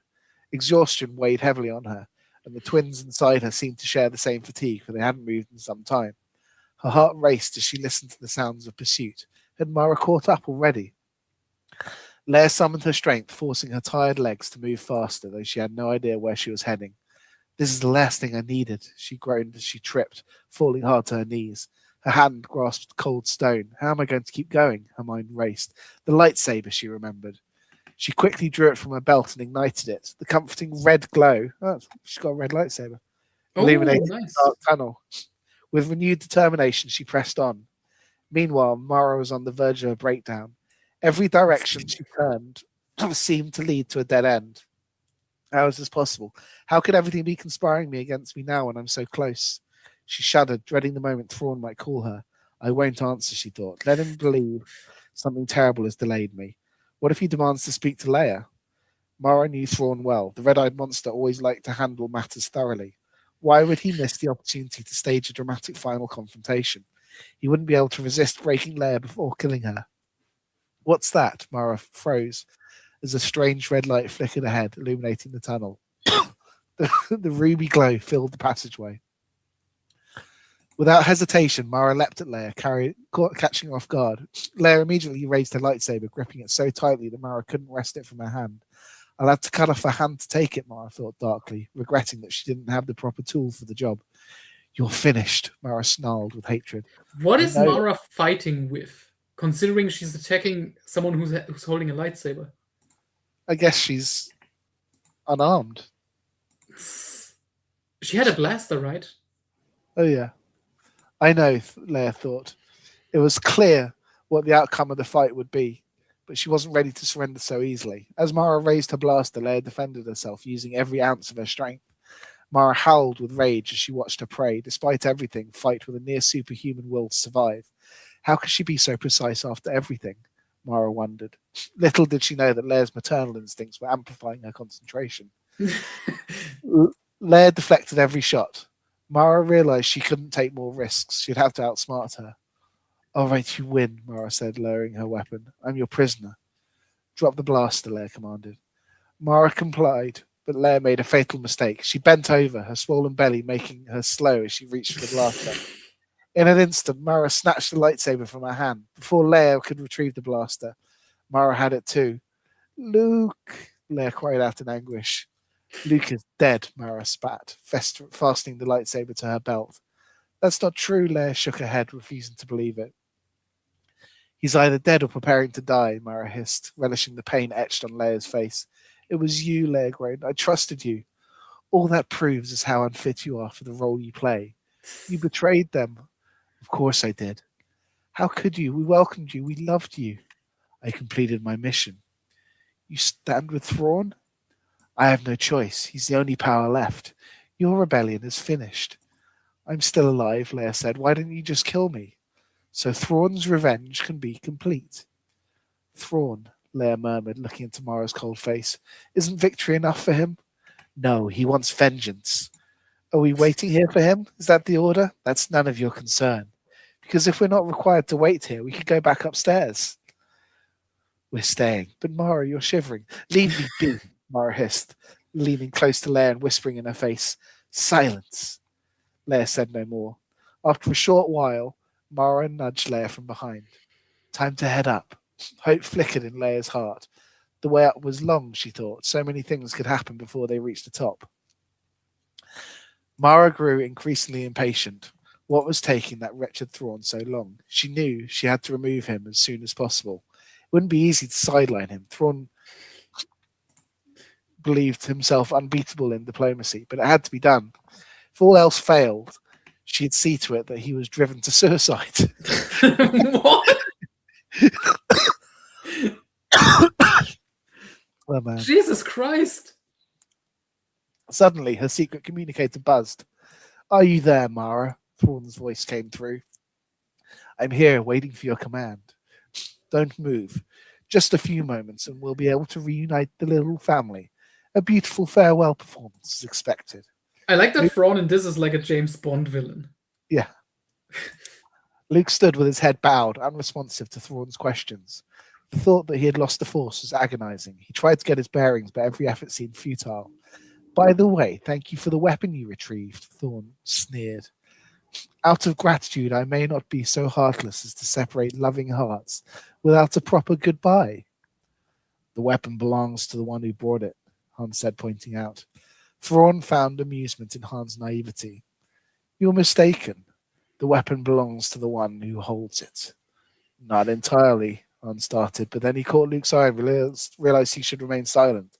Still, he didn't want to arouse Thrawn's suspicions, so he continued, There is such thing as honorable combat in this galaxy. I hope you're not referring to your own methods, Thrawn chuckled, a mocking grin forming on his face, because those are anything but honorable. The Republic hasn't attacked Imperial ships in recent times, Talon Card interjected. Well, the noble warrior of honor speaks, Thrawn laughed scornfully. He moved over to the table where his soldiers had placed the secret weapon. What a beautiful piece, he mused, and it came right to me. I do enjoy operations, Skywalker, that only cost others their lives. At that moment, Thrawn's communicator rang again. Rook, he barked. No, Admiral, it's Kabarak, commander of the Nogri forces.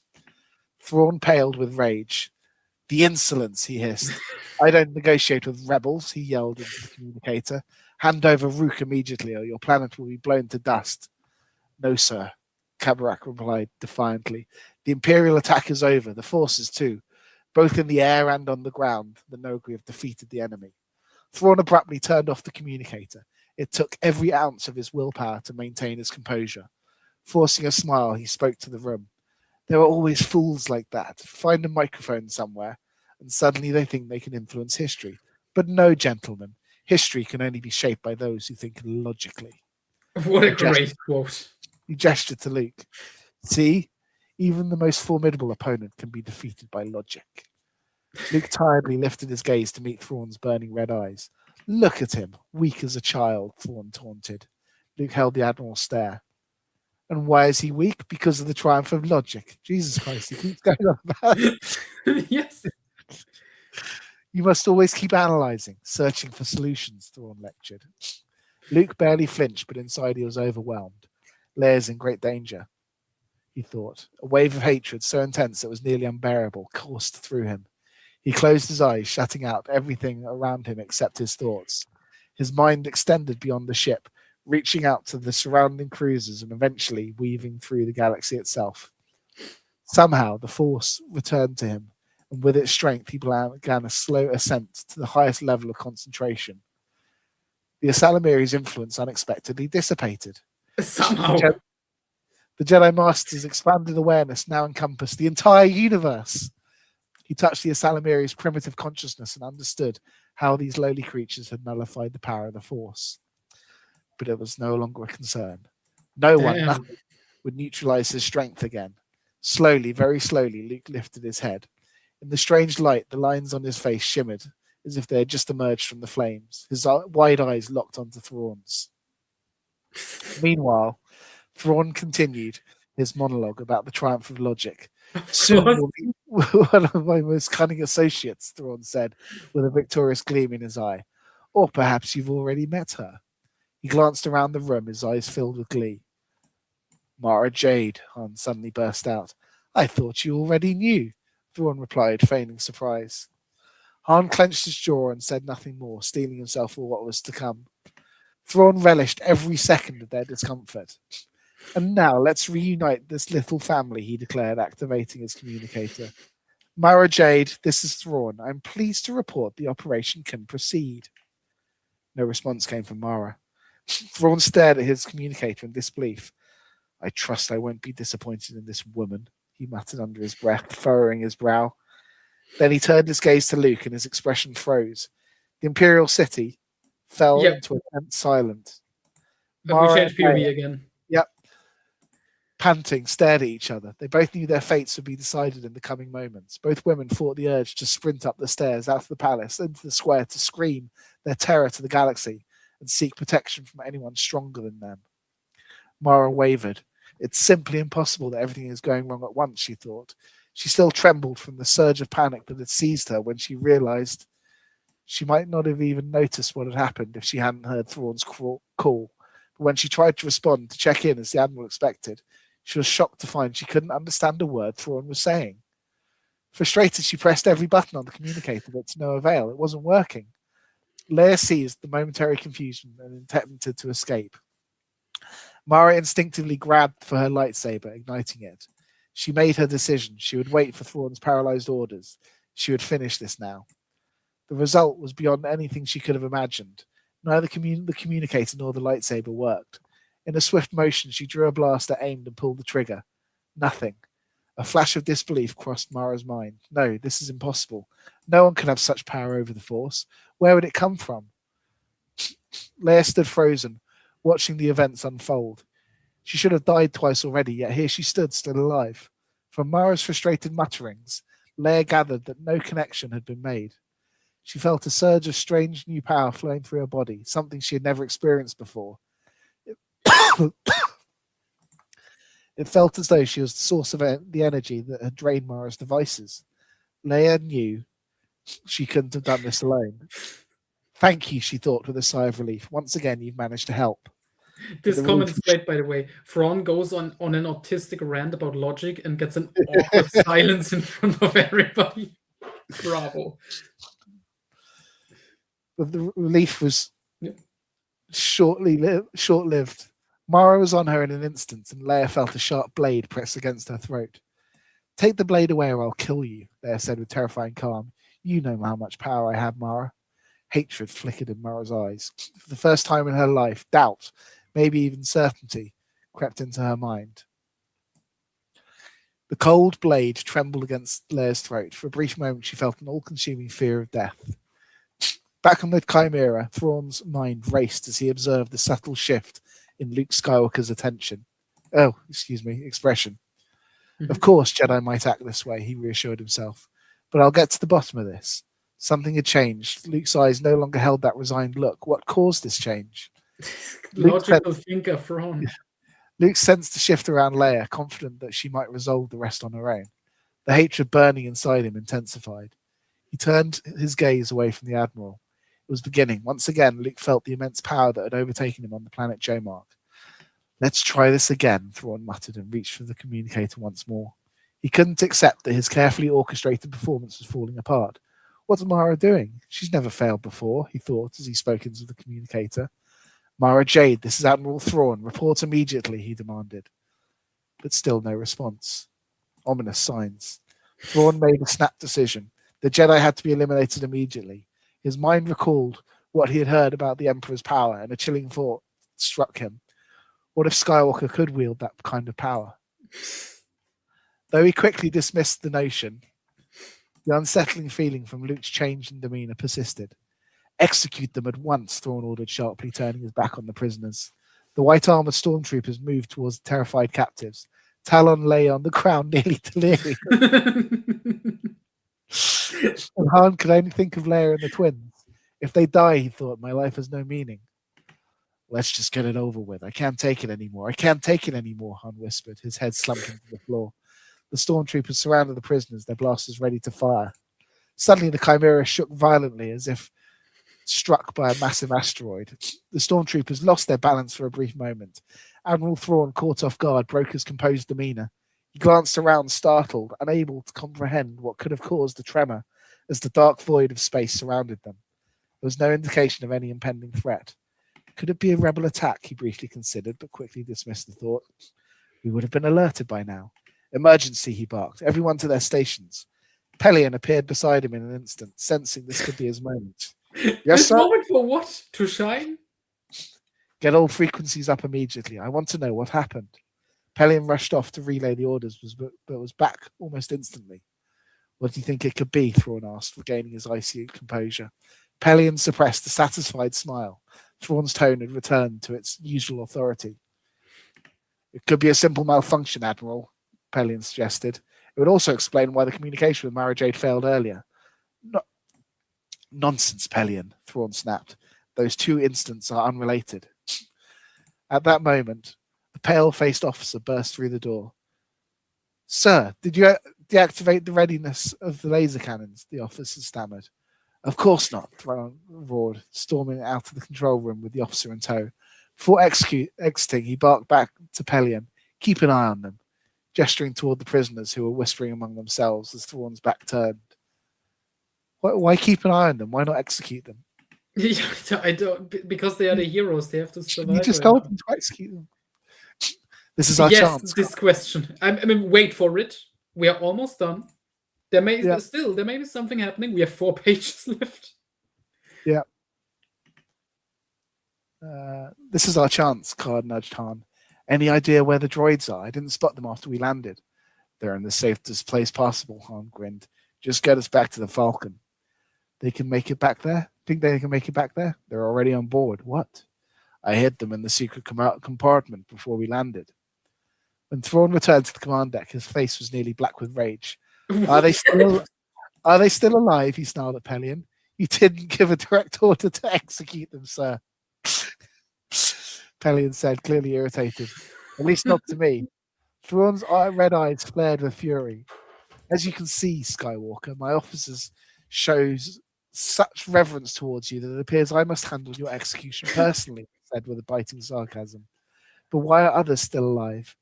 Sir, the execution squad awaits your command, Pelion explained.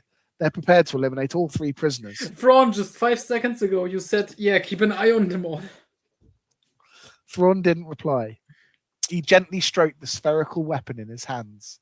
Luke's cold, superior gaze swept over the architect of the new empire, a malevolent smile spreading across his face. He locked eyes with the Admiral. The intensity of Luke's stare was so sharp, Thrawn couldn't bear it. Their minds collided. In that instant, Luke's consciousness brushed against the Emperor's dark creation, the deadly intelligence of the weapon. So this is it, Luke thought. When we no longer need it, what is it really? And what does it want? Does it even have a will? Thrawn's eyes widened in shock. Right before him, the Emperor's creation disintegrated into atoms in his grasp. The war machine that had helped the late Emperor rise to power, and which was meant to unite Thrawn's empire, crumbled before his eyes. His face twisted in confusion. Luke could hardly believe it. He had faced the Emperor's shadow once more and emerged victorious. This time it was his own power, now galaxy spanning, that had finally obliterated the Emperor's lingering influence. Deadline. Jesus. A power more immense than any that had ever existed, the greatest of all. Thrawn was nothing but a speck in the shadow of the Force. All Luke had to do was will it, and Thrawn, along with his entire empire, would be destroyed. Will it? Suddenly, Thrawn clutched his throat. Air! I need air! He gasped, choking. But no one around him could fulfill his command. The Admiral began to writhe, his body convulsing in a painful, drawn-out death throe. His officers dropped one by one. The stormtroopers surrounding the prisoners screamed in agony, clutching their throats, overwhelmed by burning, excruciating pain. It was done. Admiral Thrawn collapsed, lifeless. The devastating death did not stop with him. His officers, his soldiers, lay twisted in death all around him. The death spread beyond the Chimera's deck. It swept across all the Imperial cruisers, sparing no living being, and it reached one more distant place, the Imperial city.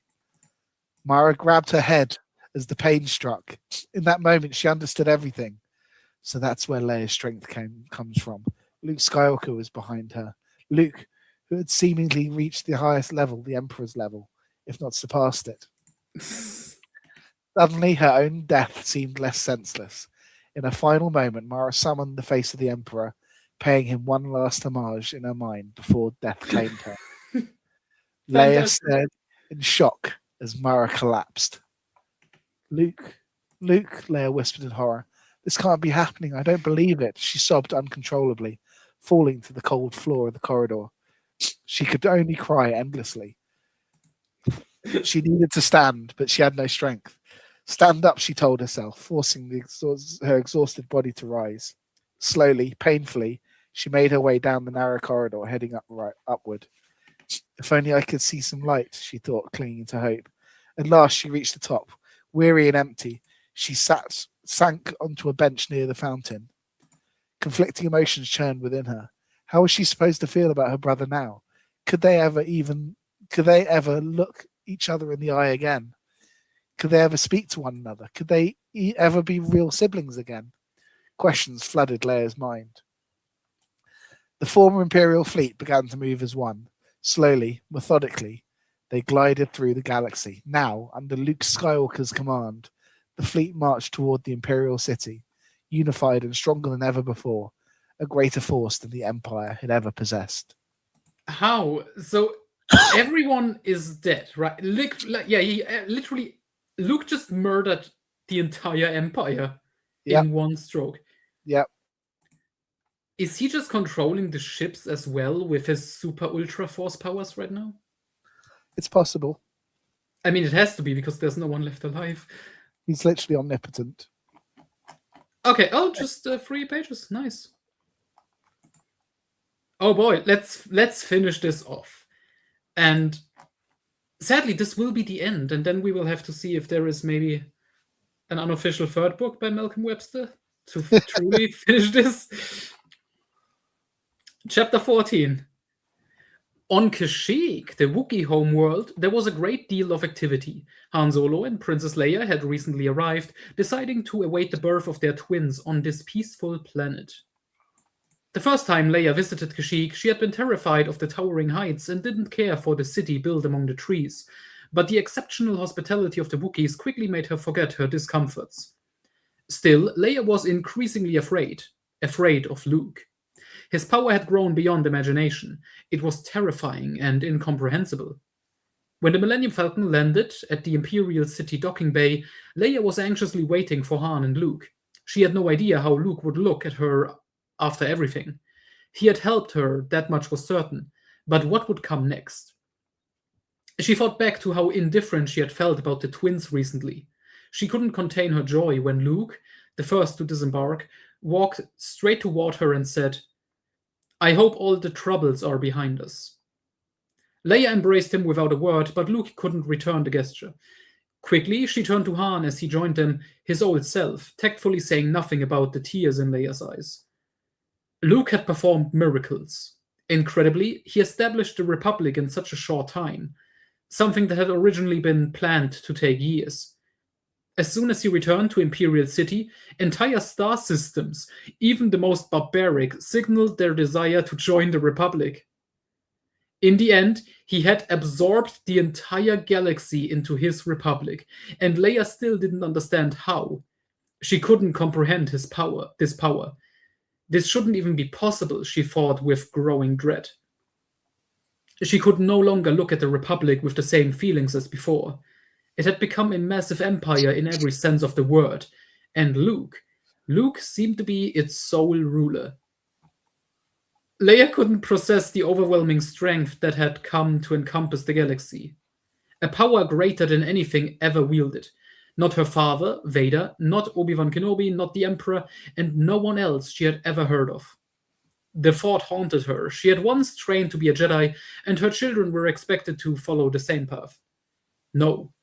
She didn't want to continue with her Jedi training, nor did she want her children to fall under Luke's influence, or worse, his power. She had suffered so much because of Luke. She wouldn't allow her children to become part of the galaxy like this, not while she watched. Their arrival was met with great celebration. "So, Chewie, how does it feel to be in the company of such celebrities?" Han teased. The Wookiee let out a cheerful bark. "What, you think you're the only famous one here? Not a chance. You're just the entourage for the real stars." But Chewbacca was in too good of a mood to be bothered. He hugged Leia joyfully. "Funny," Leia said playfully to Han. "However, since we've been free, Chewie's only interested in us." "And what would he do with you?" Leia laughed at her husband. "Our Wookiee friend isn't used to dealing with someone as delicate as you." "Delicate? Me?" Han protested. "I'll have you know I'm anything but fragile." Chewbacca bellowed with laughter. "Chewie, are you laughing at me? Just wait until you get to travel with me again." "Han, can you stop?" Leia said, suddenly looking very tired. She was eager to rest. So much had happened recently, so many horrors she needed to process. And Luke, especially Luke. She felt something terrible, something horrifically wrong. But for now, she pushed those thoughts aside. Her only concern now was her children, and for their sake, she had fled from Imperial City. She needed to be as far away from Luke as possible, even though she loved him. Yes, they would live here, but for how long? Perhaps forever. Forever among the Wookiees. She loved them, felt safe among them, but she had to admit that even this might not guarantee her children's future. Perhaps if Luke allowed Han to colonize Laweth as he had promised, they could raise the children in a more ideal environment. Han couldn't stop raving about the planet's breathtaking landscapes, its green fields, and its incredible blue seas. Oh boy, the last paragraph.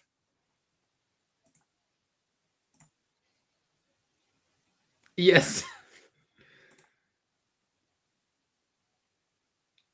Yes, holy shit. Let's finish this with a POV change back to Luke.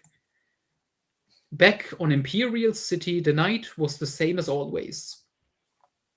Silence and order reigned everywhere. In the domed chamber of the palace, Luke Skywalker gazed out at the galaxy. His thoughts turned to the stars. Order. Order everywhere in so little time. He was satisfied, perhaps too satisfied. His mind roamed the planets, the stars, the hidden corners of space. He felt everything and everyone. The walls, the houses, the grove of trees, the flow of rivers, the roar of oceans, the shifting of the earth. All of it was tied to his consciousness, all breathing in unison with him. There was no point in the galaxy that he didn't feel, no place where he couldn't extend his influence. Luke's power covered the universe. It was infinite. Wrapped in silence, he looked out at the galaxy. His galaxy. The end. To be continued. How can you continue something like that? If it feels like the need for sequels is non-existent when you've united the galaxy under one person. No, don't you understand? This is setting. Luke has fallen. Luke is now the bad guy. We have eliminated all the prior villains, and now it's setting up Leia versus Luke, as George Lucas intended. You know, it's just following the true vision of Star Wars.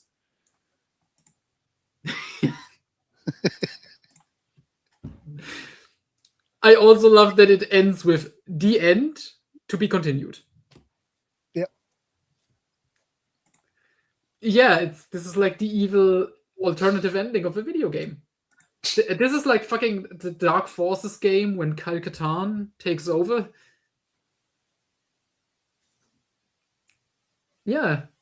And this was The Power of the Jedi, the real sequel to Heir to the Empire by Malcolm Webster, Hungarian, just writer of excellence. You know, this is... I hope Timothy Zahn gets a chance to read this and, you know, be disappointed he didn't come up with a story this ingenious. I mean, people say The Empire Strikes Back is a dark middle chapter, but I mean, this puts it to shame. Yeah. It's incredible, isn't it? It is incredible. How would you summarize this? So, Heir to the Empire happens, and then this happens, Power of the Jedi, and then the hypothetical third book would probably be a showdown between Leia on her own with Han and the gang against Emperor Luke and his Imperial Republic, whatever you want to call this. I mean, I would read it. I'm hyped. You know, I'm very sad that this is the ending.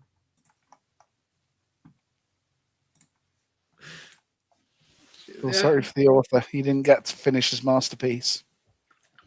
And all of that just because Zahn put out his own stupid sequel, Dark Force Rising. It's a shame we can't track down the author and ask how he would have finished the story. Yeah. Joe Bongiorno, he should focus on that. Like, that is the actual important stuff. Yeah, see, that's why I'm so hyped. The possibilities are endless. The author would have to get really creative to follow up on this. But also, speaking of real-world shit, this came out in Hungary before Dark Force Rising to cash in on Heir to the Empire being successful. Imagine reading these books in that order. Oh, you're reading this and then realizing that You are reading this, and then you read Dark Force Rising, and you're like, wait a minute. What? Where's God Emperor Luke? Why is Mara and Thrawn, why are these people still alive? I mean, you think there'd be some clues in the fact that the book was half the length of Heir to the Empire. And written by a different author? And completely batshit insane. Using George's concept of going to Yes. See, the Hungarians, they just get Star Wars to a level not even George Lucas got it. And that's why we need more.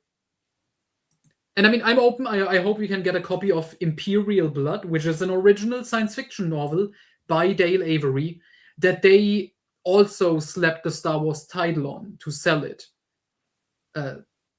And that is, like unironically, I would like to read it because I think Dale Avery is a fun writer after reading his Han trilogy. Yep.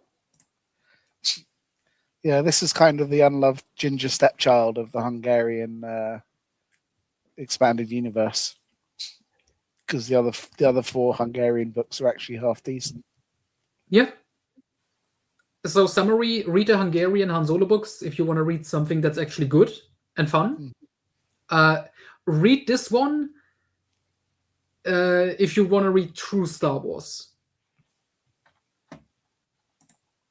I mean, people say Last Jedi is controversial. I think this beats it. I think this beats about everything. This goes... you say The Last Jedi is subversive, but this subverts everything. Yeah, everything set up in Heir to the Empire. Yeah, forget all about that. Yeah.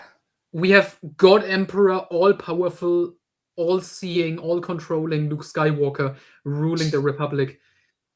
And also Akbar died, I guess. And Failure died.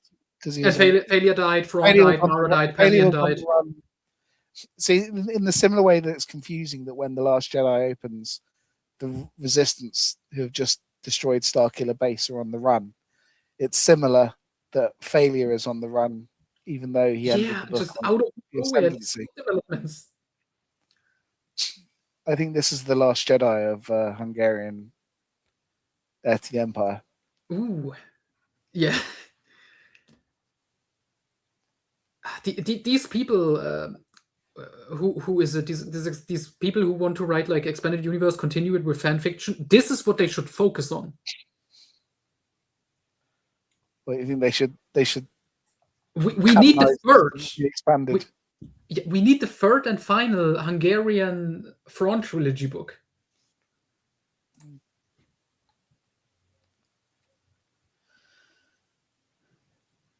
Yes, Luke literally murdered every single character.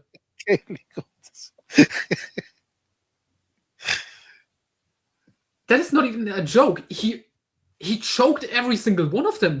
Not Sabayoff. I guess he vaporized Sabayoff with pure force power. But yeah.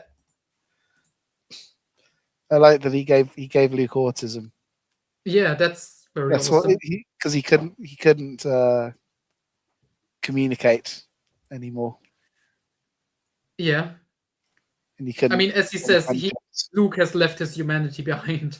You know, when he and Han have this very emotional talk about if they are still friends. Is this why you like it now, or is it hit you on a personal level? I can very much relate to this version of Luke. A personal power fantasy. You get yes, power, you get to kill everyone. It is very bold to write a sequel to a book and be like, what if our hero becomes all-powerful and just murders literally everyone? And then that's it. Yep, they went there. Luke is all the Jedi.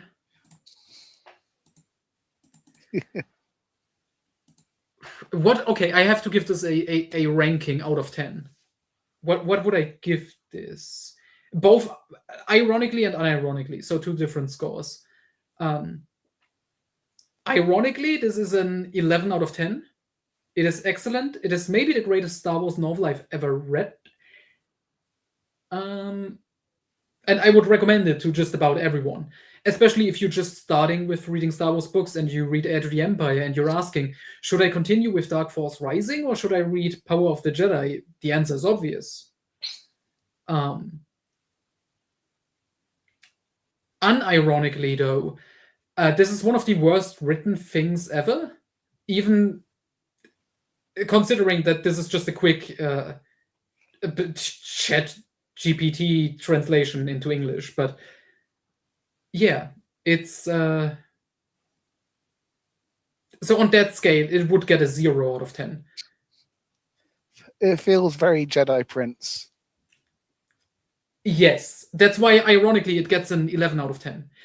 Is this, that's the real question. Where would you rank this among the other so bad it's hilarious Star Wars material, like Jedi Prince? I mean, it's up there, isn't it? It hits a similar need for something just that's the room, but Star Wars.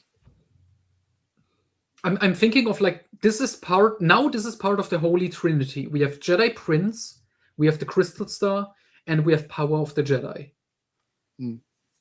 Jedi Prince, it has to remain at the top. I don't think anything will ever top Jedi Prince. Is this funnier than Crystal Star? Oh yeah, I mean, Crystal Star's a half decent novel now. Yes, I know, and it has the fun YA stuff. That's yeah. With Jaina and the Zolo kids and stuff, where it's like genuinely good for a moment. But in it has Waru, and all of that gives it a boost. And obviously it has this anti-force dimension, and it's legitimately better written. Maybe maybe as a creative writing exercise, Noah, you could write the sequel to this in the same way that you wrote the sequel to the Jedi Prince novels. I mean, if you would pay for the amount of drugs I would have to take and like the cocaine I would have to snort to come up with ideas like this, sure. Like how do you deal with Luke now? Like the initial story setup is obvious. You have Luke in charge of the God Emperor Luke, and Leia has to defeat him now. But the question is how, when he's literally all powerful. That's why it's such a good creative writing exercise. Yes, the fact that the novel loses any kind of structure and sense on the last 20 pages with scenes suddenly happening and barely making sense, besides the insane scenes and deaths, yes, it really falls apart by the end. At the start, it kind of tried to be a book, and then the author just gave up. Oh yeah, I like this way more than the Jedi Academy trilogy or Darksaber and that shit. I would have to reread the Crystal Star to make sure, I think. Oh, okay, you know what? Top 3 Star Wars books. At the top, we have Jedi Prince, all 6 in one, because it is one big story. Then Power of the Jedi, and then Crystal Star. This tops Crystal Star, and just because it goes so insane with Luke. And I mean, this ending. Luke looked out at the galaxy. His galaxy. Luke's power covered the universe. It was infinite. It's just... I'm getting goosebumps reading that, you know. It's amazing. It's going to be such a challenge to come up with something that challenges infinite powerful Luke. Yeah. Like, how do they tear him down after that? That's the question. And I mean, it would have to be Leia versus Luke, and Han and Chewie are obviously still there, and the droids. But boy, that is not a lot against the God Emperor, who literally rules the entire galaxy now. Like, there isn't even a rebellion anymore on their side. It's just them. That is an interesting status quo. Yeah, I would love to see a sequel to this. We have to find out who is Malcolm Webster really? Is he still alive? Can we contact him? Can we pay him to write a sequel?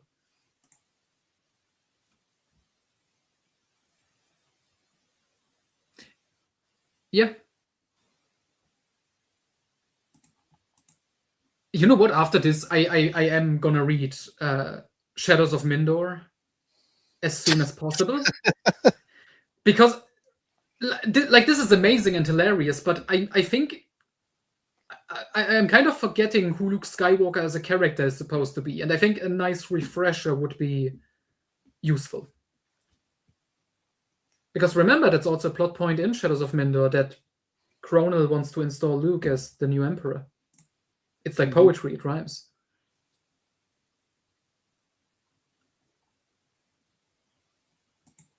Yeah, it's... Oh boy. I think I'm going to record a review for this as well as its own like separate 10-minute thing or however long it's going to take. But yeah, this is... thank you all, you know, all the people who went with us on this journey. Yes, get on it, Buongiorno. Could be. Oh yes, that would be a fun retcon. Kind of a shame they didn't do that back in the day. That would have been a nice meta thing that no one really would have understood, but it would have been fun. Since those books, these Hungarian books, weren't widely known yet. I wonder if this one sold as well as the fake Han Solo ones.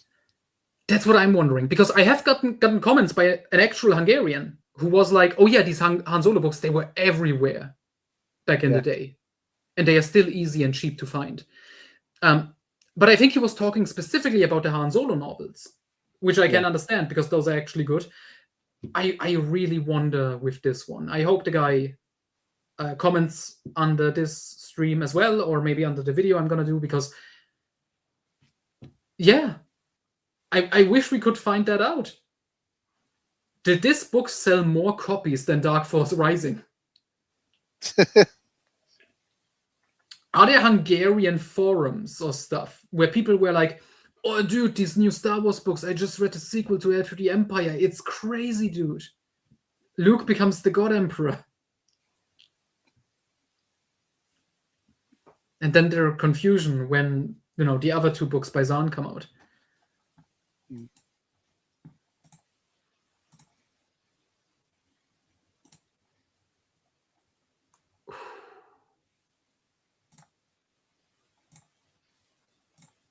Yeah.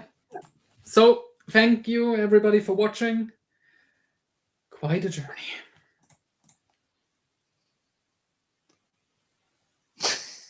Yes. Someone, honestly, I would love to spread all of this out, like for more people to hear. I want to see, what does Abel Gpina think of the Hungarian novels? We need that. I want, honestly, we should, Douglas, you should refine this PDF and also offer like the Lulu self-prints, like we did for the Han Solo books. Because I would love if someone prints out a copy of Power of the Jedi by Malcolm Webster and gives it to Zahn at a convention. Like, hey, can you sign this? It's the sequel to your famous Thrawn books. Or just give it to Zahn to read it. I need it. I need that.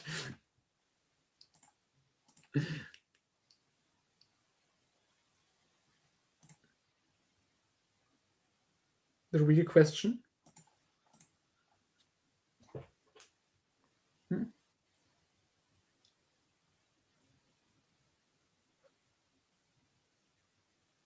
But yeah, what do you think?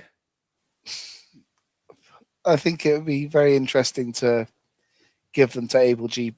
Pena because he's a maximalist about continuity. So he's very much like everything should be canon. Mm-hmm. And then the question would be, even this, Abel? Even this? I mean, if someone's gonna find a way to make it fit, it's able. Yeah. Make it a holodrama. Sounds Yeah. good. I can see him trying to fit like the Hungarian Han adventures for real.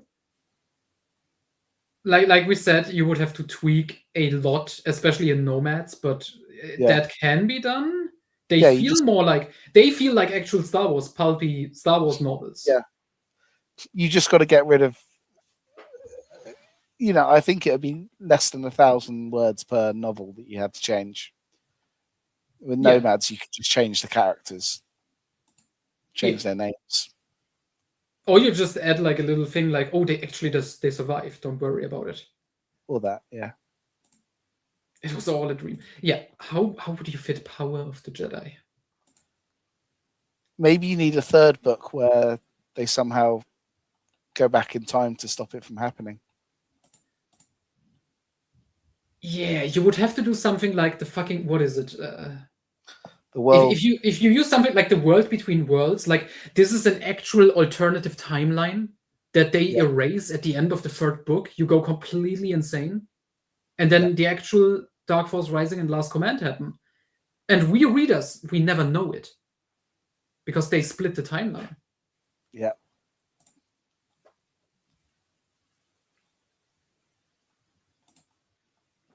Mindor it up. Oh, what's his fucking name? The guy who's writing the novel about Luke in Shadows of Mindor, who's writing the book? The guy from Shatterpoint? Oh, I can't remember his name. Gepton? Yes, Colonel Gepton. Yeah, get Gepton back. Fucking, we have to get Matthew Stover. We give him Power of the Jedi. He has to read it, and then he has to make it work in the Mindor style.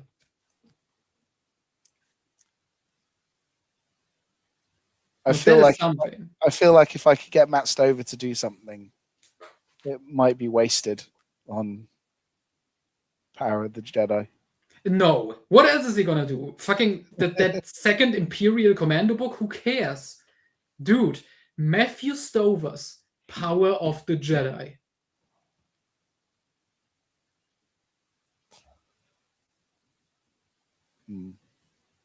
He could do it if we go with the Mindor approach. He has proven he has the talent for it. Yeah. I would also love to give this to like James Luceno. Yes, exactly. That is Luceno, if the next Legacy Expo or whatever happens and Luceno is there, and you go, please hand him a copy and just tell him this may completely fry your brain. I might just do that. He's aware of the fake Han Solo novels. That is nice. That is very nice. Someone asked him if he had heard of them. He said he hadn't. Mm-hmm. But he knows they exist. He knows they've been translated. Nice.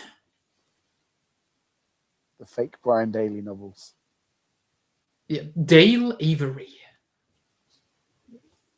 Yeah, nice. And Ed Fisher. Let's not forget Nomads. Yeah. The Palpatine Empire Strikes Back novel. He would work in that fucking orb super weapon that is in this book. Yeah.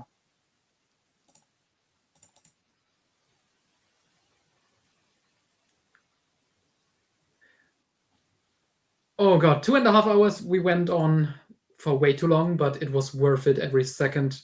This was an amazing experience. I'm glad we could share this with the world.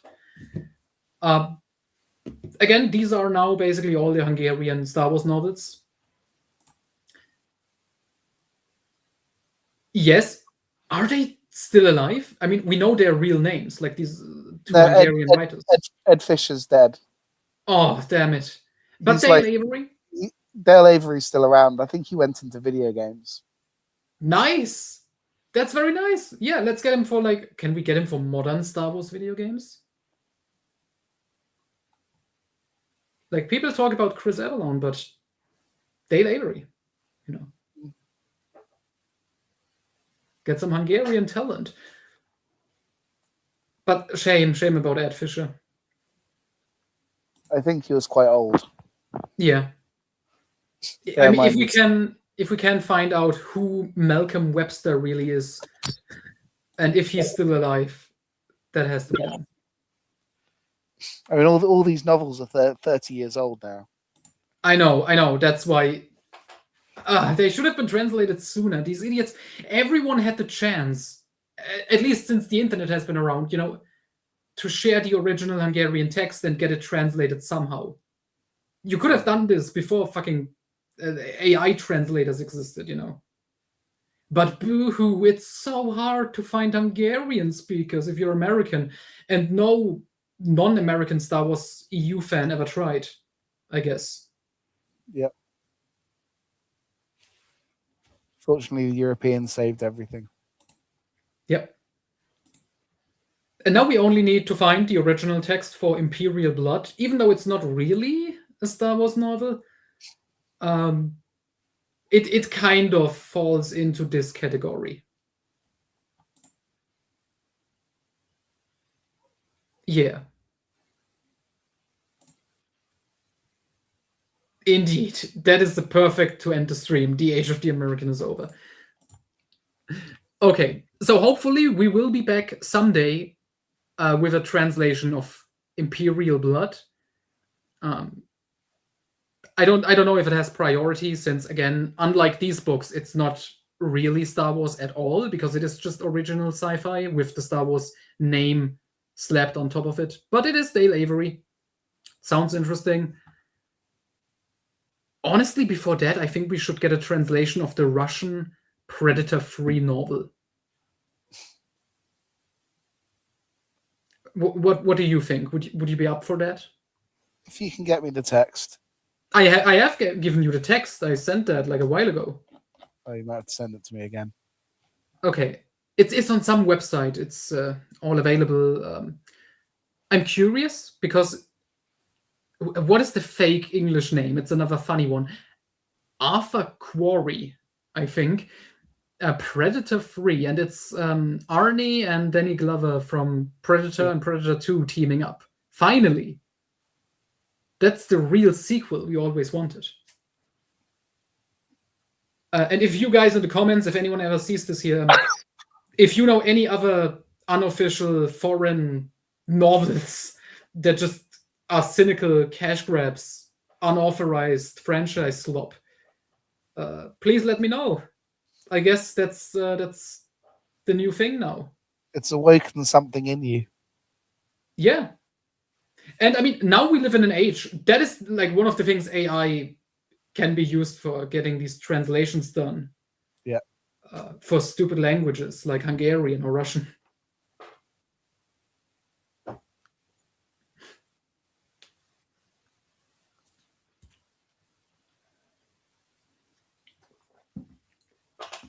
All right. Good chat. Yeah, very good. All right. Thank you again, everybody. And hopefully we will see you again soon with another banger of an unofficial foreign novel, whatever that may be. Goodbye.